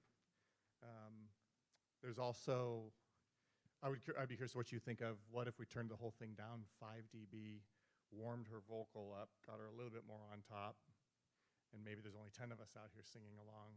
Mm-hmm. Those are all where you threw a great dart, and everyone Sure. showed up for it. Sure. So if I were to like say that as a range of, was that realistic what I just described too? A Yeah. realistic target, So, if that was the so what the church wanted? it depends on the target that you're looking for. It depends on your room. It depends on so many things. I'm also standing 15 feet from the drum kit, so I'm wanting to supersede sonically what I'm hearing from the stage. Exactly. So once I get there, then we're already, you know, at 90 dB, you know, just right from the beginning.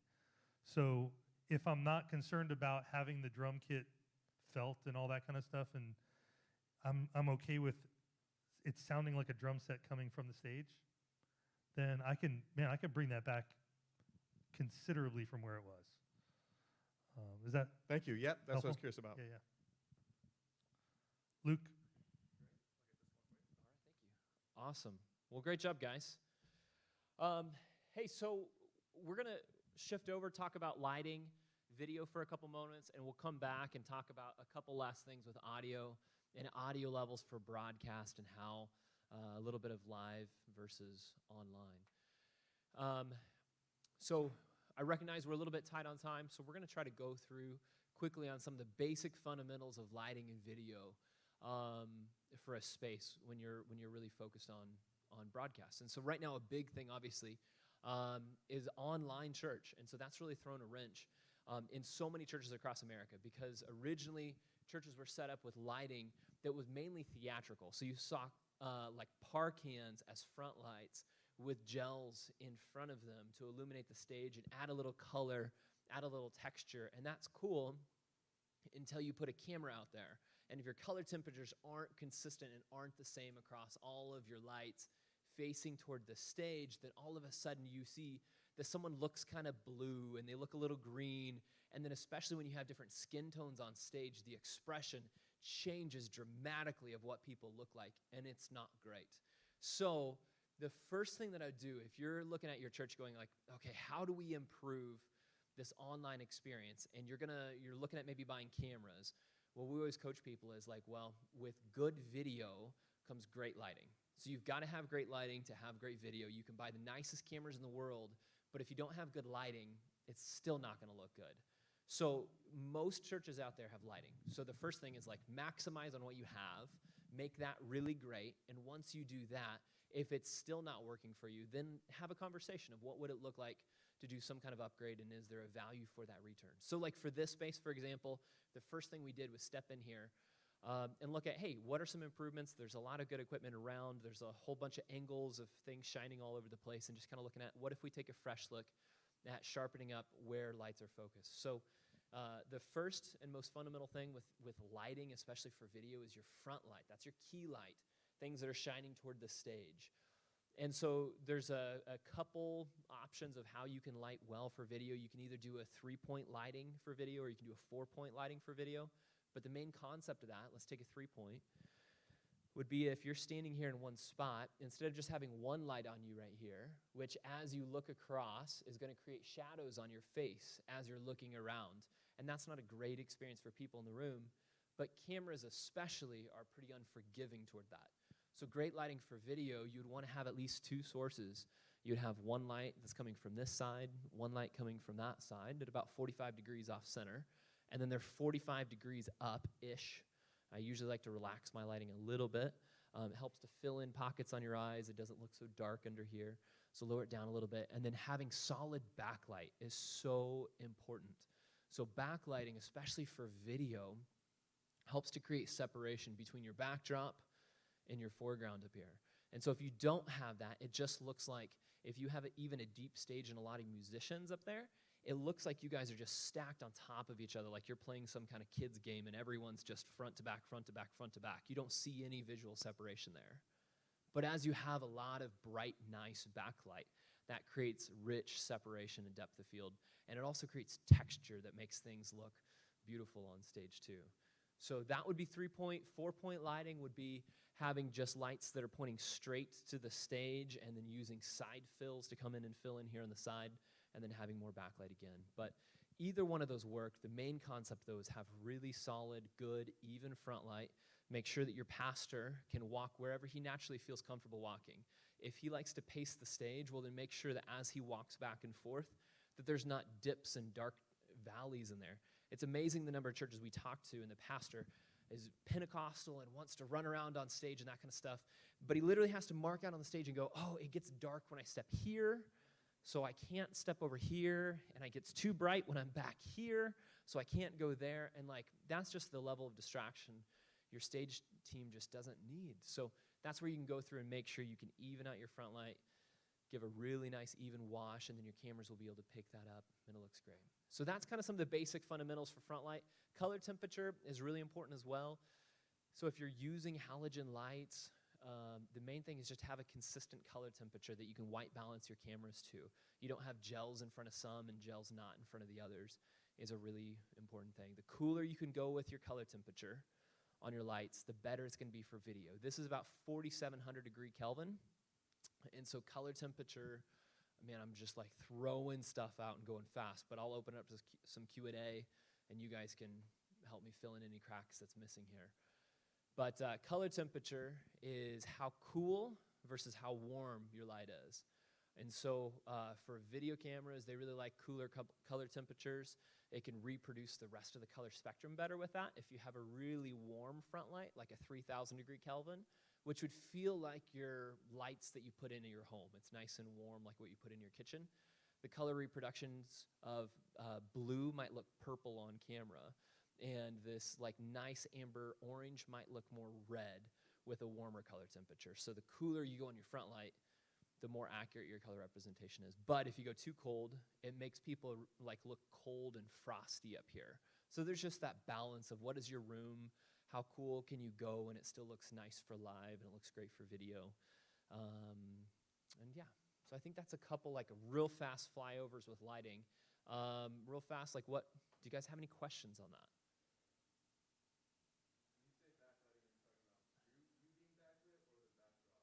Oh man, that's a great question. So there's layers to lighting, right? So your first and most important things when you're looking at lighting is these front lights, is number one. Then it's your back lighting. So it's the lights that are up and shining toward the backs and hitting the backs of the shoulders and heads and that kind of stuff. That back lighting is number 2 priority. It's really important. Can you explain why that's important? Yeah, well, and so to elaborate a little bit more, that's what helps to create that separation on video between you and your background. And it's also what helps just to make that beautiful color pop. When you're seeing music videos online, especially of worship and that kind of stuff, and their stage just looks so crisp, you're not noticing the front light because it's just good and it's solid. What you really notice is all the rest of the beam effects and special elements there too. So once you have your front light, you have your backlight shooting down, then you have effect lights. So with lighting, it's all about layers. So if you can have a stage design that can create some color, And then if you can have some lights that are shooting from different angles, helping to do a color splash, then that's even better. And then if you can get lights over on the side, doing side washes, it all just continues to add and pile on. And the goal isn't that you would use all the lights all the time, but it's restraint. And so it's just like with painting a picture, that you use one color at a time, and occasionally you'll put a lot of colors out there, but then you move on. So this is a stage that you can choose to paint with. And then when you have your big crescendo moment, that's where maybe everything is on and shining out, and makes that big, beautiful scene. So it's a good question. What other questions?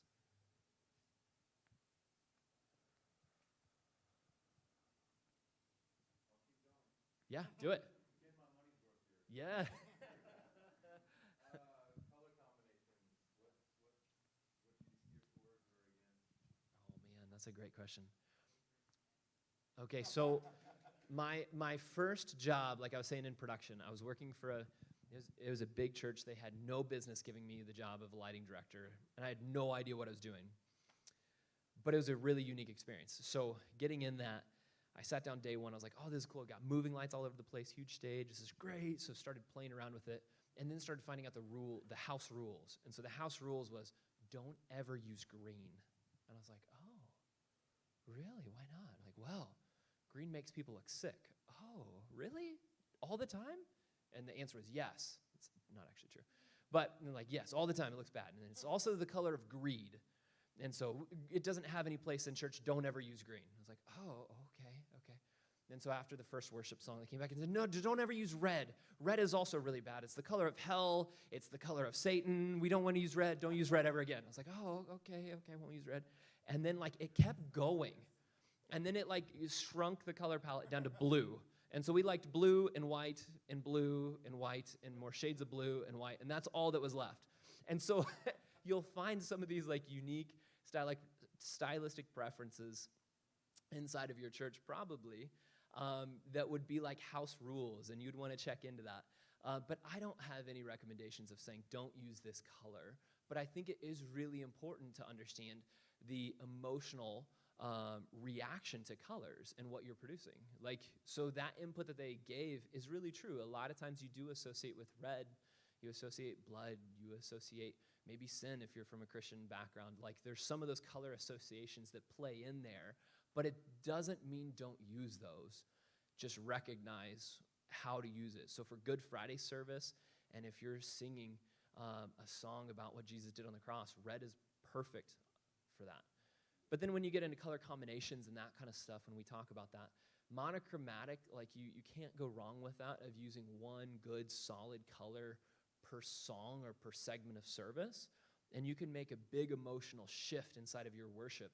Even if you're going like, hey, we're not that church that's going to do haze and moving lights and all that kind of stuff, but to change from a bright teal blue to a darker amberish orange whenever the songs come down and it's this more worshipful moment can still create a moment.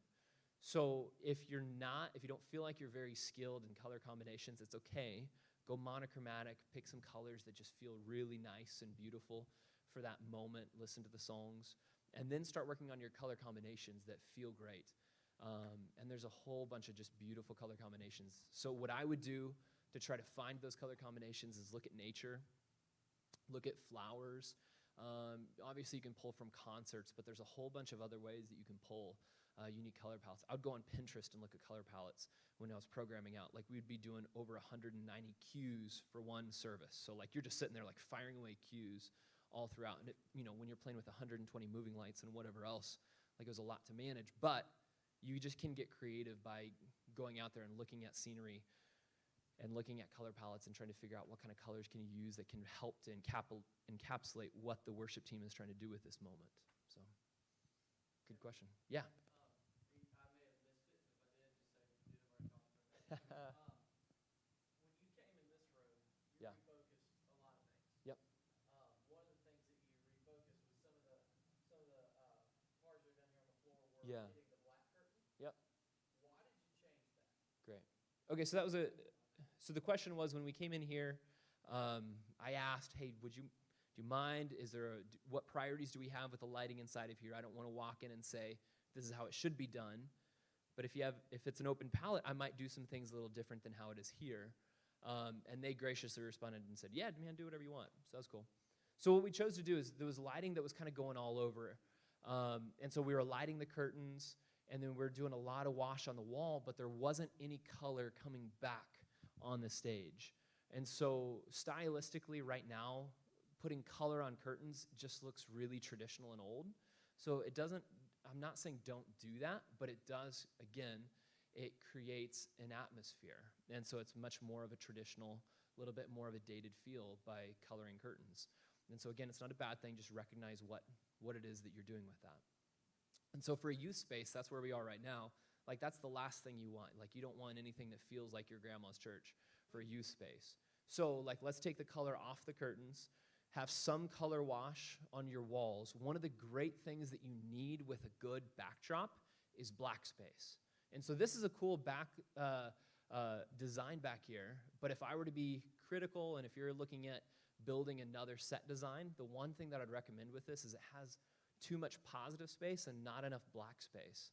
So you'd want to have a little bit more black built inside of here, and you can have color wash on there, but where I'm going with this is you don't have to wash all of your back wall. It's actually good to have some prominent features and some negative space that falls off. So instead of using all the lights just to do a solid wash on the back wall, we chose to have half of the lights shooting up the wall and the other half of the lights shooting out. That way, as the guitarist is up there and they're rocking out like this, you've got this awesome backlight that's shooting through them. And again, if you have more lights, then start layering out, put them on the sides, put them at different angles coming across. And again, it's just all about layers and texture and depth. And then really on camera, it picks up and it looks beautiful that way. So that's a good question. Cool. Okay. Should we hit video and talk about that for a couple minutes? And then yeah, let's do video. One thing I do want to mention is from a video standpoint, I want to recognize that the cameras that we've got here, these were given to us by Canon. They allowed us to use these cameras for this event. Brought to you by? Brought to you by Canon. And this one here is like it's a handy-cam camcorder kind of thing. Yeah. And then there's a cinematic camera in the back at this angled shot. So you might be asking, like, why? Why would you choose those? And so the conversations might already be had inside of your church of like, oh, man, we want to look like right now it's Bethel or it's Elevation or it's whoever it is. Man, we want to look like that church. And we get those calls all the time. And so it's not to say that's a bad thing to do, but typically we kind of pause and we go, hey, let's talk about that. Why do you want to, like, what are you trying to chase? Let's not create a clone, but also there's other churches that are doing production really well, and if we can glean from them, absolutely. But let's make sure we're not just grabbing the toys and thinking that because we buy the toys, we'll get the end result. Right? So we talked about this quite a bit. It's the practice, it's the preparation, it's the collaboration, it's the partnership.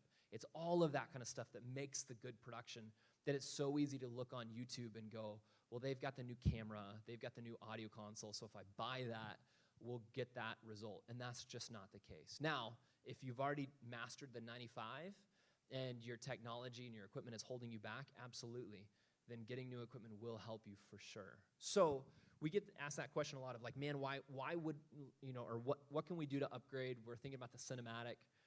Some of the main things we coach people on is, one is budget, of like what kind of budget are you working with? And then the second question is, what kind of teaching do you do? So if your church, if you've got a lectern or a pulpit and your pastor just stays planted there and he doesn't move around on stage, well, you have a lot more options. Like you can shoot that with a PTZ camera, pan tilt zoom, that can be installed, and it's just zooming into a fixed location where your pastor is, and it's great. When you get to worship, you can program a couple different shots where your PTZ zoom in and that kind of stuff, and it's great, it's fun. But if your pastor wants to move and pace and that kind of stuff a lot, there are new PTZ cameras that can track with you, but they don't all do it very well. And the ones that do it really well, that do track with you smooth, are really expensive. So, it's better at that point to then go to either a camcorder style camera or to go to a broadcast or cinematic camera where you actually have a volunteer or someone tracking and following. Again, another choice inside of that is, man, as much as I can encourage you for doing online, whatever you do, don't just lock off a wide shot. And actually, it's kind of what we did here. So we're kind of leading by a poor example of like just showing kind of a wide locked off shot and leaving it. Mainly that was because we wanted the teams that were here to be able to enjoy and engage and not have to be locked behind a camera. But for services, you lose so much communication when you can't see facial expressions. So there's so much of our communication that's in the face, that's in the way that we look, and it's in our expressions here. And so whenever you get these super wide camera angles that just stay locked off, you lose that piece of engagement and that piece of connectedness that your online congregation can get. So as much as you can, we highly recommend get your standard waist to head shot and be able to track with whoever it is, your worship pastor, your teacher, whoever that is, so that not only your room can see them and engage well, but also your online congregation can. And then there's a whole bunch of stylistic and then also technical reasons for why would you choose a camcorder or a cinema camera or a broadcast camera or a PTZ. And that's where you can read about it online. There's a lot of information, and quite frankly, there's too much information out there. And by people that sometimes say that, we've got it figured out, here's what the answer is. And a lot of times it's kind of contextual, and there's not as easy as just looking for that one silver bullet. So in that case, when you're looking at camera upgrades, that's something that's going to stay with you for a long time. Those things should last you 7, 10 to 15 years. So it's a decision worth getting right. So that's something where if you're making an audio upgrade, if you're making cameras, something like that, talk to someone that you trust that can help walk you through that to make sure it's not only the right decision for right now and the immediate need, but also where are you guys going in 3 to 5 to 7 to 10 years from now, and making sure it's going to track with you too. So. Yeah, it's an expensive experiment. If people are trying to do the copycat thing, this church has this gear, I want to go get that gear. And you're rolling the dice a little bit because you're thinking that that's going to help you achieve their results. Totally. I'm glad you made that point. Because, the amount of money that you're spending on, let's say, one of these C300s. It's a couple dollars. Yeah, it's It's a couple dollars. And it's not really about the money. Yeah. It's really about the missed opportunity. It's a financial investment. But so many churches, if they get it wrong, they're not going to go pay to fix it again. That's right, yeah. You're stuck Instead, with they're going that, to take the second choice, which is, we'll just live with it for the next 10 to 15 years and live with the repercussion of a bad decision that was made. So that's why we're doing this. That's why we're passionate about this. That's right. It's not because we're geeked out on technology, but it's the opportunity that either it can afford to a church, or when you get it wrong, the opportunity that strips away by making some of those mistakes. And we've made them, and so we wouldn't recommend it. Being stuck with a C300 is not going to be a bad issue, but It's not. but it may be the wrong choice for that church. Totally. And that's where I've had a couple of times where I really want this church to just understand who they are, not trying to be something else. Yeah. And so That's we're so passionate about steering that a little bit. And there are some tools, and then they're going to show you some of these other audio tools over here too. And we could do a whole segment just on tools of the trade of what's helped us. For me, when we can find tools, and Gilly was actually telling me about this at Willow, and that was informing a lot of decisions that they made there, is that if they could buy a tool that would help to alleviate hours and hours and hours of staff and volunteer time, especially when you're not talking about, it's not like you're giving them back a couple hours so that they reduce their weekly schedule from 40 hours to 35 hours a week. It's that you're giving them a couple hours to go from 75 hours a week that these staff members are working down to 70. Well, that's pretty massive. And so if you can find different tools that help reduce workload and you can be more creative as opposed to just having to keep the wheels together, then that pays off. So there's a whole bunch of tools out there. Why don't you guys talk about some of this and how this fits into broadcast and online church? Okay. I know one of the questions that was wired in is about audio levels. So I have two examples we could, I hope you'll chime in and we'll discuss them. But one is to talk briefly about audio volume levels in the room. And you guys will have to tell me if my laptop is live. It is? I can't see a thing. That's a yes, thank you very much. Not a lot to look at here yet, but I was gonna pull up, to keep it very brief, especially if you're trying to establish some consistency or if you are dealing with complaints.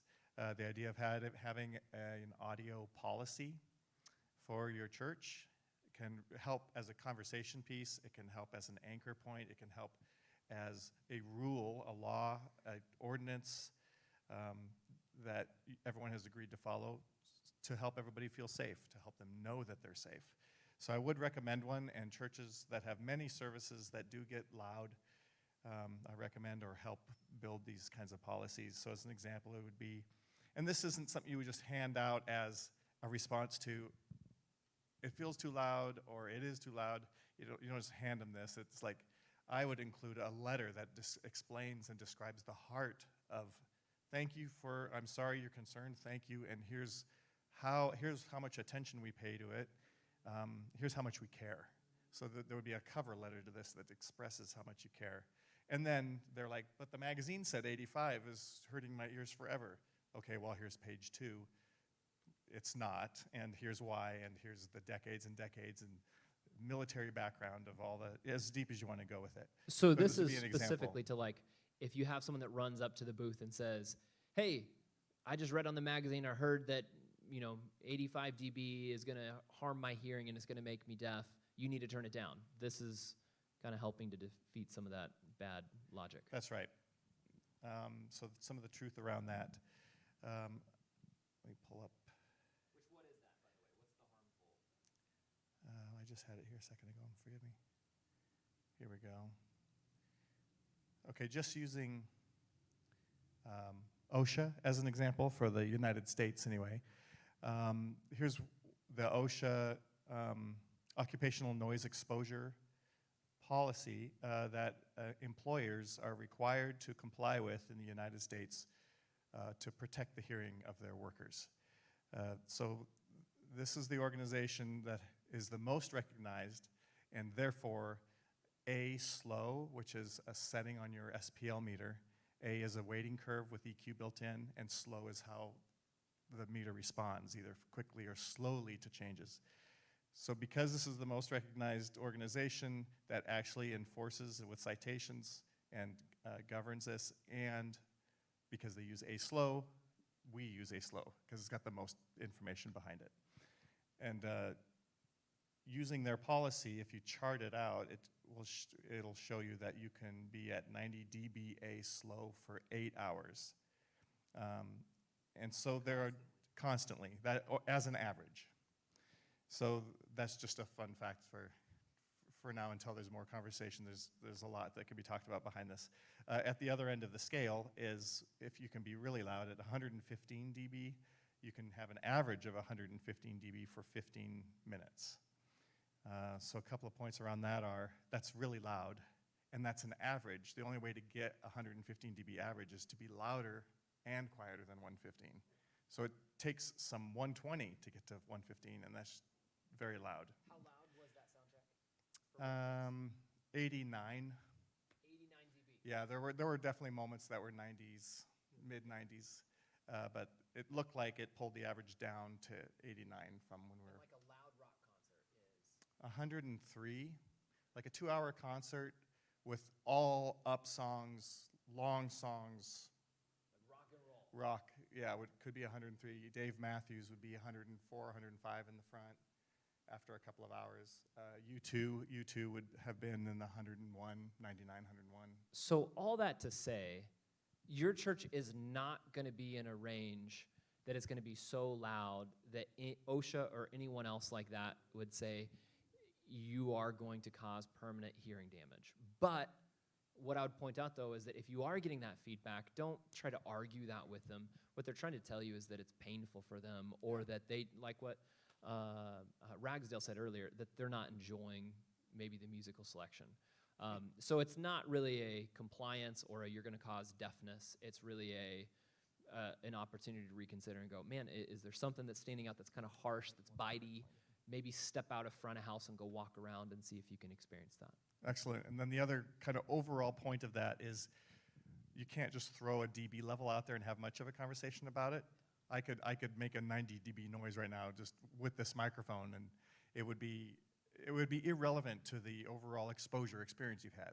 The point is exposure is level over time. And unless we're talking about time, we're not talking about exposure. So meters are darting all over the place, and we'll talk about the broadcast side of this next. Meters are darting all over the place. What's the net experience? That is exposure, and how does that compare to being healthy or unhealthy?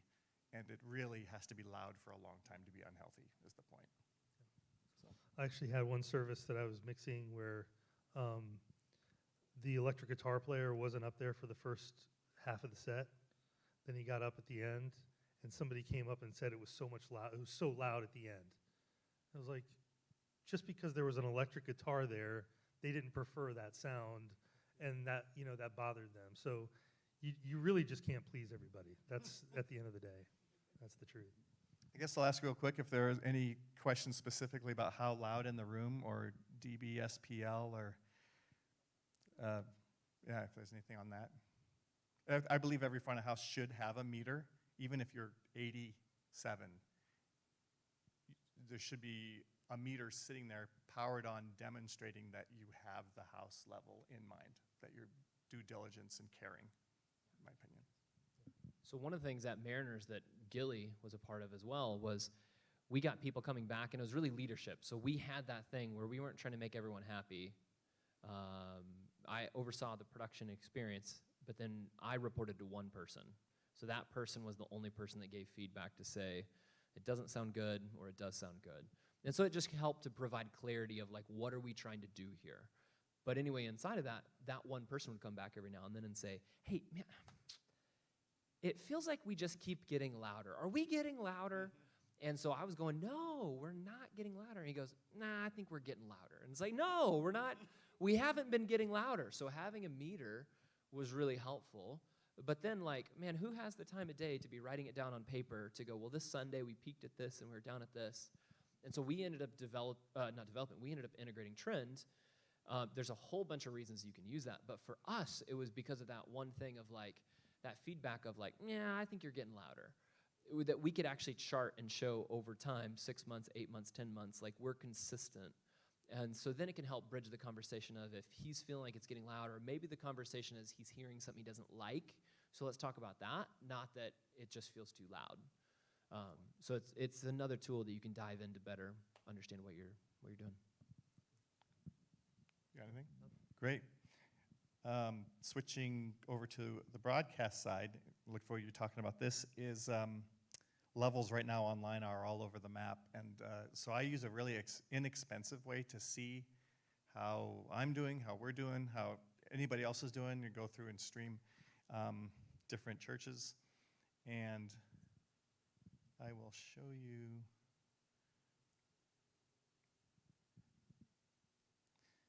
You don't have to get these tools, but for me, they're the least expensive ways to really answer what the level is in the cloud. Not the meter going out of the building before the internet, maybe not the OK meter on the encoder, not a laptop where the volume is part of the process. I've tried to find something, and this has been consistent for 20 years now. I started using, a version of this for the Global Leadership Summit broadcast. And it's been really solid for a long, long time. So I use something called Loopback now, which lets you take anything in the Mac OS and audio route it to anything else. I think it used to be called Soundflower. I think there's still a relationship between them. But Loopback does that. It runs for free for 20 minutes, but for $99 you can buy it. So that's a way to take a browser window at full digital volume and pipe it into the speakers and into this meter. So that's a way to pipe the cloud into a meter without any gain stage. You can't break it. And then this meter is $5. It's called Pro Level. And I told this meter to listen to Loopback, and I told Loopback to listen to Chrome. And then in Chrome, we can press play and watch the volume level from this laptop. It was the Zoom computer, but now it's going to be full tilt, so it'll probably be coming in pretty hot. I'm going to press play now. Great, thank you for that. And you can leave this nice and quiet since we're not, I mean, we could enjoy the music, but that's not the. So now I have a real 0 dB FS meter looking at the cloud level of Elevation Church, a recent service I just randomly picked. Maybe it's the most recent one. And over here on the left, I can see that we are peaking, not technical peak, but the peak level is at -3 dB, and that to me is perfect.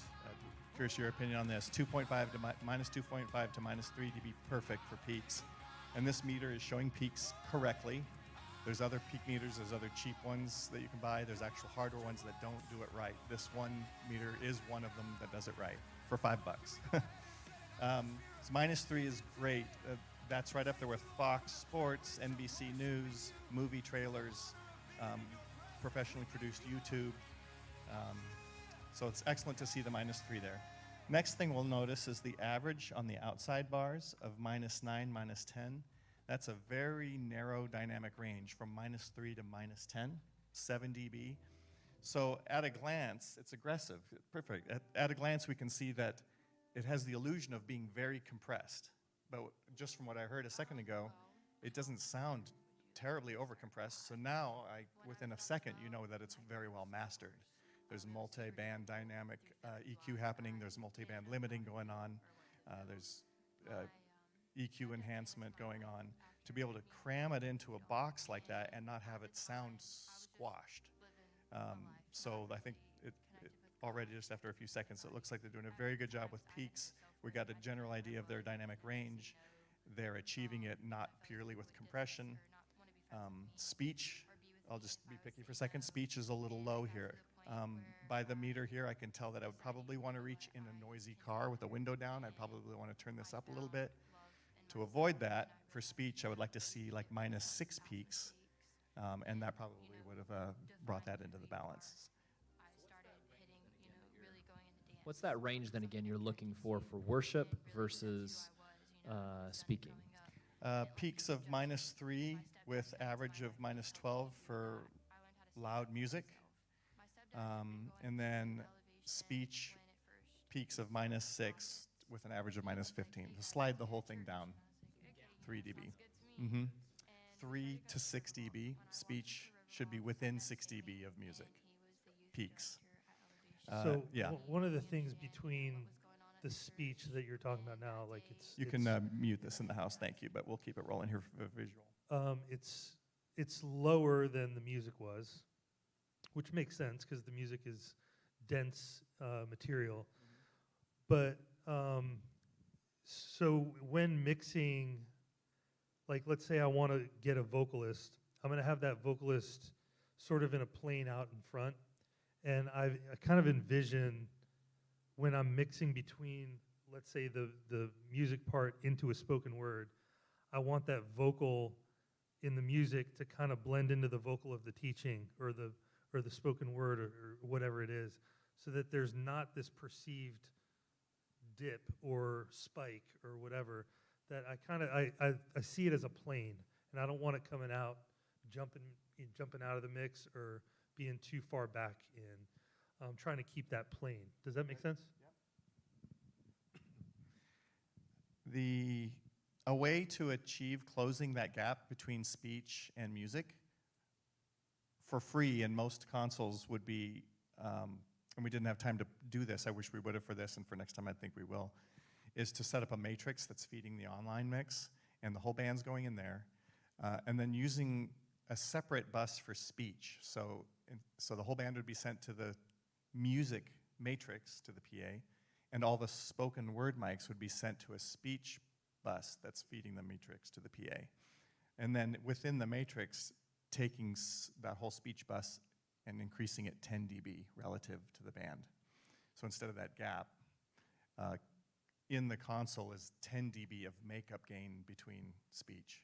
So in the we're band. we're actually not even we're certainly not practicing this exactly during this, during this deal. So the online people are probably turning up and down their Yeah. stuff, Yeah. and we really apologize for that. But this it does speak to the problem, and it's a problem that almost every church has, including Elevation. Every single church is trying to manage this. Again, working with that little tiny speaker at the bottom of your phone. It's like, least common denominator kind of thing. Yeah. So by closing that, so that just demonstrates too the difference between a live room and broadcast is you have to close that gap so much more for broadcast in the live room, because we don't have any makeup gain after where the fader is, our mic and the band. 20 dB of difference between speech at 74 and band at 93. That 19 dB gap makes sense in this setting. There's a quiet noise floor. We're communicating with each other with more than just the sound system. You can see me, and there's all these other factors that help communication happen. In broadcast, that 19 needs to close up to like 9 for it to make relative sense, and for you not to be reaching for stuff, because online you're generally in higher noise floors, and there's the communication barrier you're overcoming with audio only or visual support, but the gap needs to be much closer. Do we have any questions on the streaming component of this, metering, live environment, SPL?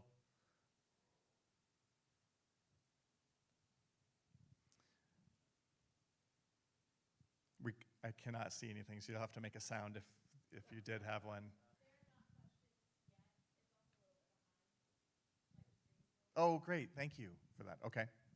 There was one question that I was asked earlier to address, and one of them is, how important is it for volunteers to be a part of rehearsal, and what should they do to come, what's their part for coming to rehearsal?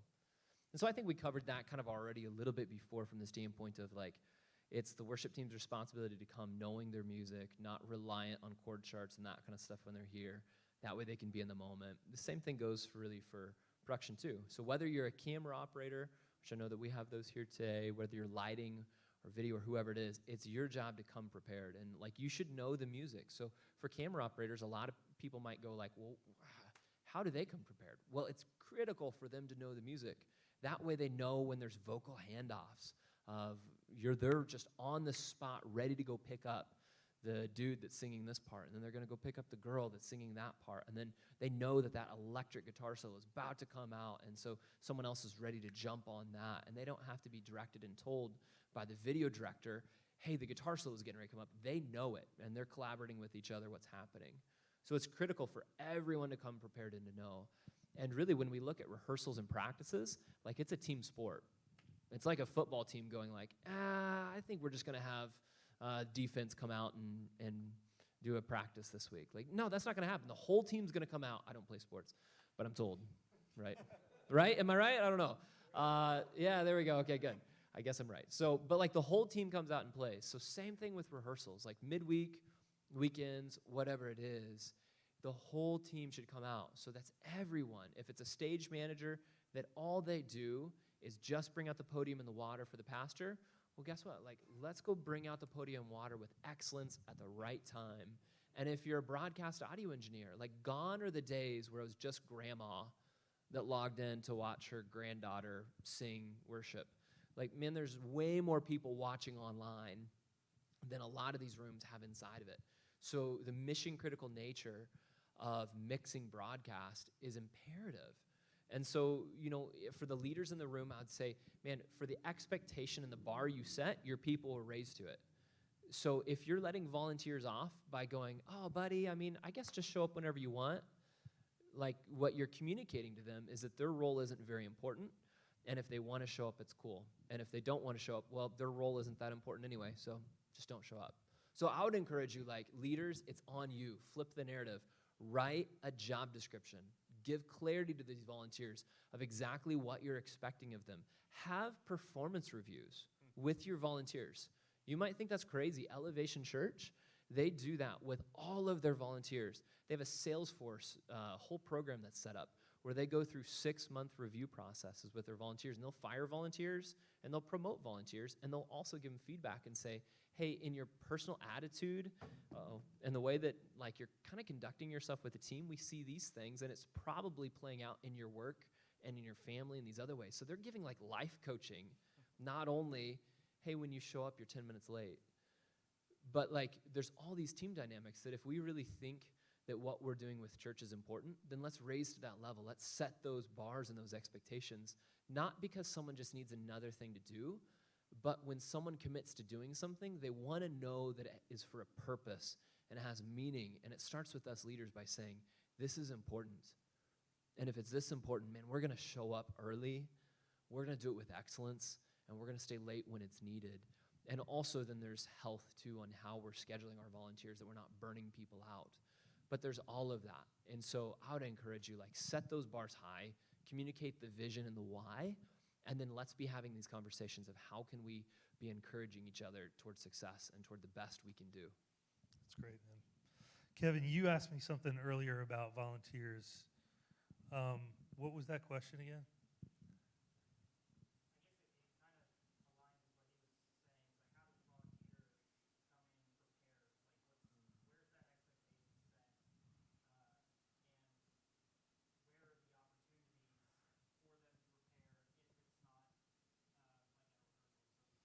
Yeah, that's right. And we were talking about how it is on the volunteer in many respects.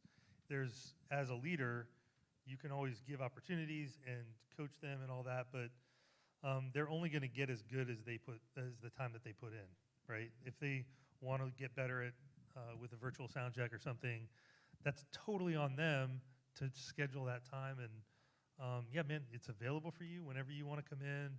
Happy to have you. So, yeah. Gilly, can you talk to us a little bit about how volunteers played a role at Willow Creek? From the context of sometimes we can look at volunteers and we go, man, volunteers are amazing. And then sometimes we can also get into a habit of going, volunteers, they've got jobs, they've got real life, maybe can you show up to mix? But like, what was the degree that volunteers played a role? Like, you were telling me about some pretty amazing things that they did at Willow. Like, how did you see the mission critical nature and how they can step up? That building, well, just using the building construction, constructing the new facility would not have happened without them. So I got to be in a position where I cast a crazy idea with my team about, if we're going to do this, we have to do this together, and it's crazy, and it's impossible without you, and it's going to take hundreds of you. So it was really, is this going to happen or not? So I know that was just one exciting aspect of it, is like literally the volunteers decided if something very huge was going to happen or not. So as a group, to see an overwhelming response and engagement was just an amazing thing in itself. But in that also, it blew the profiles of what volunteers could do for a church wide open. It was so far outside of anything we had thought of before. If we're going to build parts of the structure, portable parts of the structure out of steel, we were curious how much welding experience was out there. And so we cast a vision for, we think we can build these things, and we think it'll take this much. And then we had structural engineers, we had master welders, we had fabricators, machine shop owners, a warehouse space, logistics, trucking, forklift donations, on and on and on. And that was just the welding category. Another one was... that was all volunteers? All volunteers. That's amazing. Another one was automated motion control. How are we going to make 180 feet of window shades go up and down and battens go up and down? Just that. So we have a lab, set up a lab, equipped it, and I said, if we can equip this, I wonder, there was just so much wonder about it. Here's the tools, here's the equipment. If we bought this kind of motor control equipment, who out there knows how to run this stuff?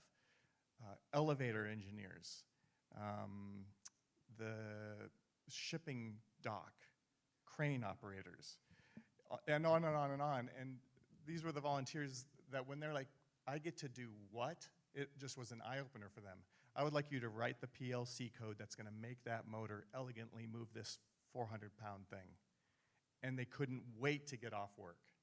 I don't know if that's capturing what you were asking about, but when the opportunity's there and you're like, I don't know, can anyone do this without paying an entire firm to do it? Are there and then just the specialists were there, Yeah. the excitement was there, and the opportunity opened the door, and couldn't believe the flood that came in from that. That's right. And man, that's reminding me of when I got started at McLean. I was a young guy. I was just wanting to get involved in stuff, and the opportunity was made available to me, and I could not be at the church. Like I was finding every opportunity I could just to be there, just to write songs with people or work on the sound system or something like that. Because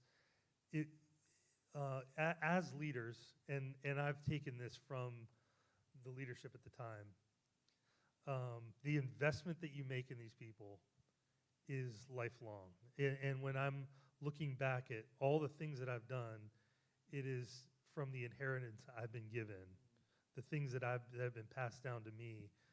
There's been stuff passed down to you, and your job is to be a good steward with that, and to ripen that and have it, become what it's supposed to become, and then be generous with it, and to offer it back, and to get that little, guitar player guy that I'm like, no, stop playing that part, But coaching him why I said that. Why did you say it? Why did you stop me from playing that? Well, because I really wanted to lift in the chorus, and if you were going to play that whole time, it wouldn't lift. Now he's a music director at a big church, and it's like, not because of me, but I got to play a role in that kid's journey, and now he's using some of that stuff, and it's living on. So there's so much that we've all been given that we can pass down. Man, that's so good. And no matter like what you are, from like a camera operator to a lighting volunteer to a staff, like find someone that you can pour into. And even if you go technically like, what can I pour into them? I'm sure you can. But if it's nothing else than calling the young kid that's on your team when he doesn't show up and say, hey, Johnny, we missed you last Sunday. Where were you? And letting him know that like he has a place to belong, or she has a place that if she doesn't show up, she's missed. Because that's where all of us want. We want a place to belong. We want a place that helps to find purpose. And we don't find purpose in doing tech. We find purpose in worshiping God. But this is an expression of that. And so, man, I think I would just like to close and say, no matter where you are in your like journey, where your church is, I hope what you took away from this is that there's so much that you can do. And it's not about like how can you come back and tell your pastor or tell your worship team, well, they need to do this better, or they need to buy that gear. It's not about that. But for you, how do you take personal ownership and responsibility and see that your role is maybe a lot bigger than you ever realized, that you, Mr. Drummer, you have a huge role. You, lighting person, your role is just intense, because if you don't do your job right, then it's going to cause distractions for everyone else. And so there's a big part that we all play, and technology plays a big part of it. But it's not one of those things that you have to go out and you have to buy new of everything. Like, maximize on what you have right now. Do that really well, and do that to the extent that you can't grow it. You can't do improvements anymore. And at that point, and as there's funds, and as there's availability, and as there's vision and shared ownership amongst the team of going, hey, there's value toward this, let's invest money into it, then great. Like, there's a lot of tools out there. But tools and practice and training is going to equate success, not just jumping out there and buying the new console or buying the whatever. It kind of takes all of that. So you guys are awesome, and so I'm thankful to be able to spend this time with you guys. And if you do have questions about your particular expression, your system, whatever, obviously we're here to help. Anybody online, if you have other questions that you want to get to us, Mr. Miyagi over there. if you have questions that you want to share, it's Luke@houseright.com, Tony@houseright.com, and Gilly, Gille, @houseright.com. Feel free to reach out to us. We're happy to help. Awesome. Guys, thank you so much for coming and presenting to us. The one thing when I sent out the email to everybody and when I contacted everybody through different various forms, one of the things that I said was, this isn't a sales pitch. This is people trying to come help other people. And I want to be as transparent as I possibly can with you. These guys at Houseright have not once tried to pitch me a piece of equipment. They've not once tried to pitch me something that needs to be placed in our auditorium. They've not tried to get anything out of this other than, hey, we just want to help. Can we use your facility to help? And that spoke a ton to me. I have sat through countless pitches as a worship pastor, this group saying, hey, you need this board, and let me tell you why you need this board. And it's going to cost X amount of dollars, but I promise you, you can afford it. These guys never did any of that with me. I was actually looking for a director of worship tech who is here as his first week. He was actually playing guitar. Tyler Monroe. I was looking for Tyler, and I called Tony, and he said, well, in the meantime, while you're looking for someone, is there anything I can do to help you? And he came down, ate lunch with us several times, actually, not just once. And then we put this event together because I said, hey, churches like us, we need help. None of us have it figured out, and you guys have a lot figured out. So I just want to say thank you for not making it a sales pitch, because you could have. Well, we're not done. No, I'm kidding. That's right. But thank you so much for caring about man. the local church and not just man. looking to make a buck. My pleasure, man. So thank you so much. It's a pleasure. If you have any questions whatsoever, guys that are in the room, people that are online, you've got my email as well.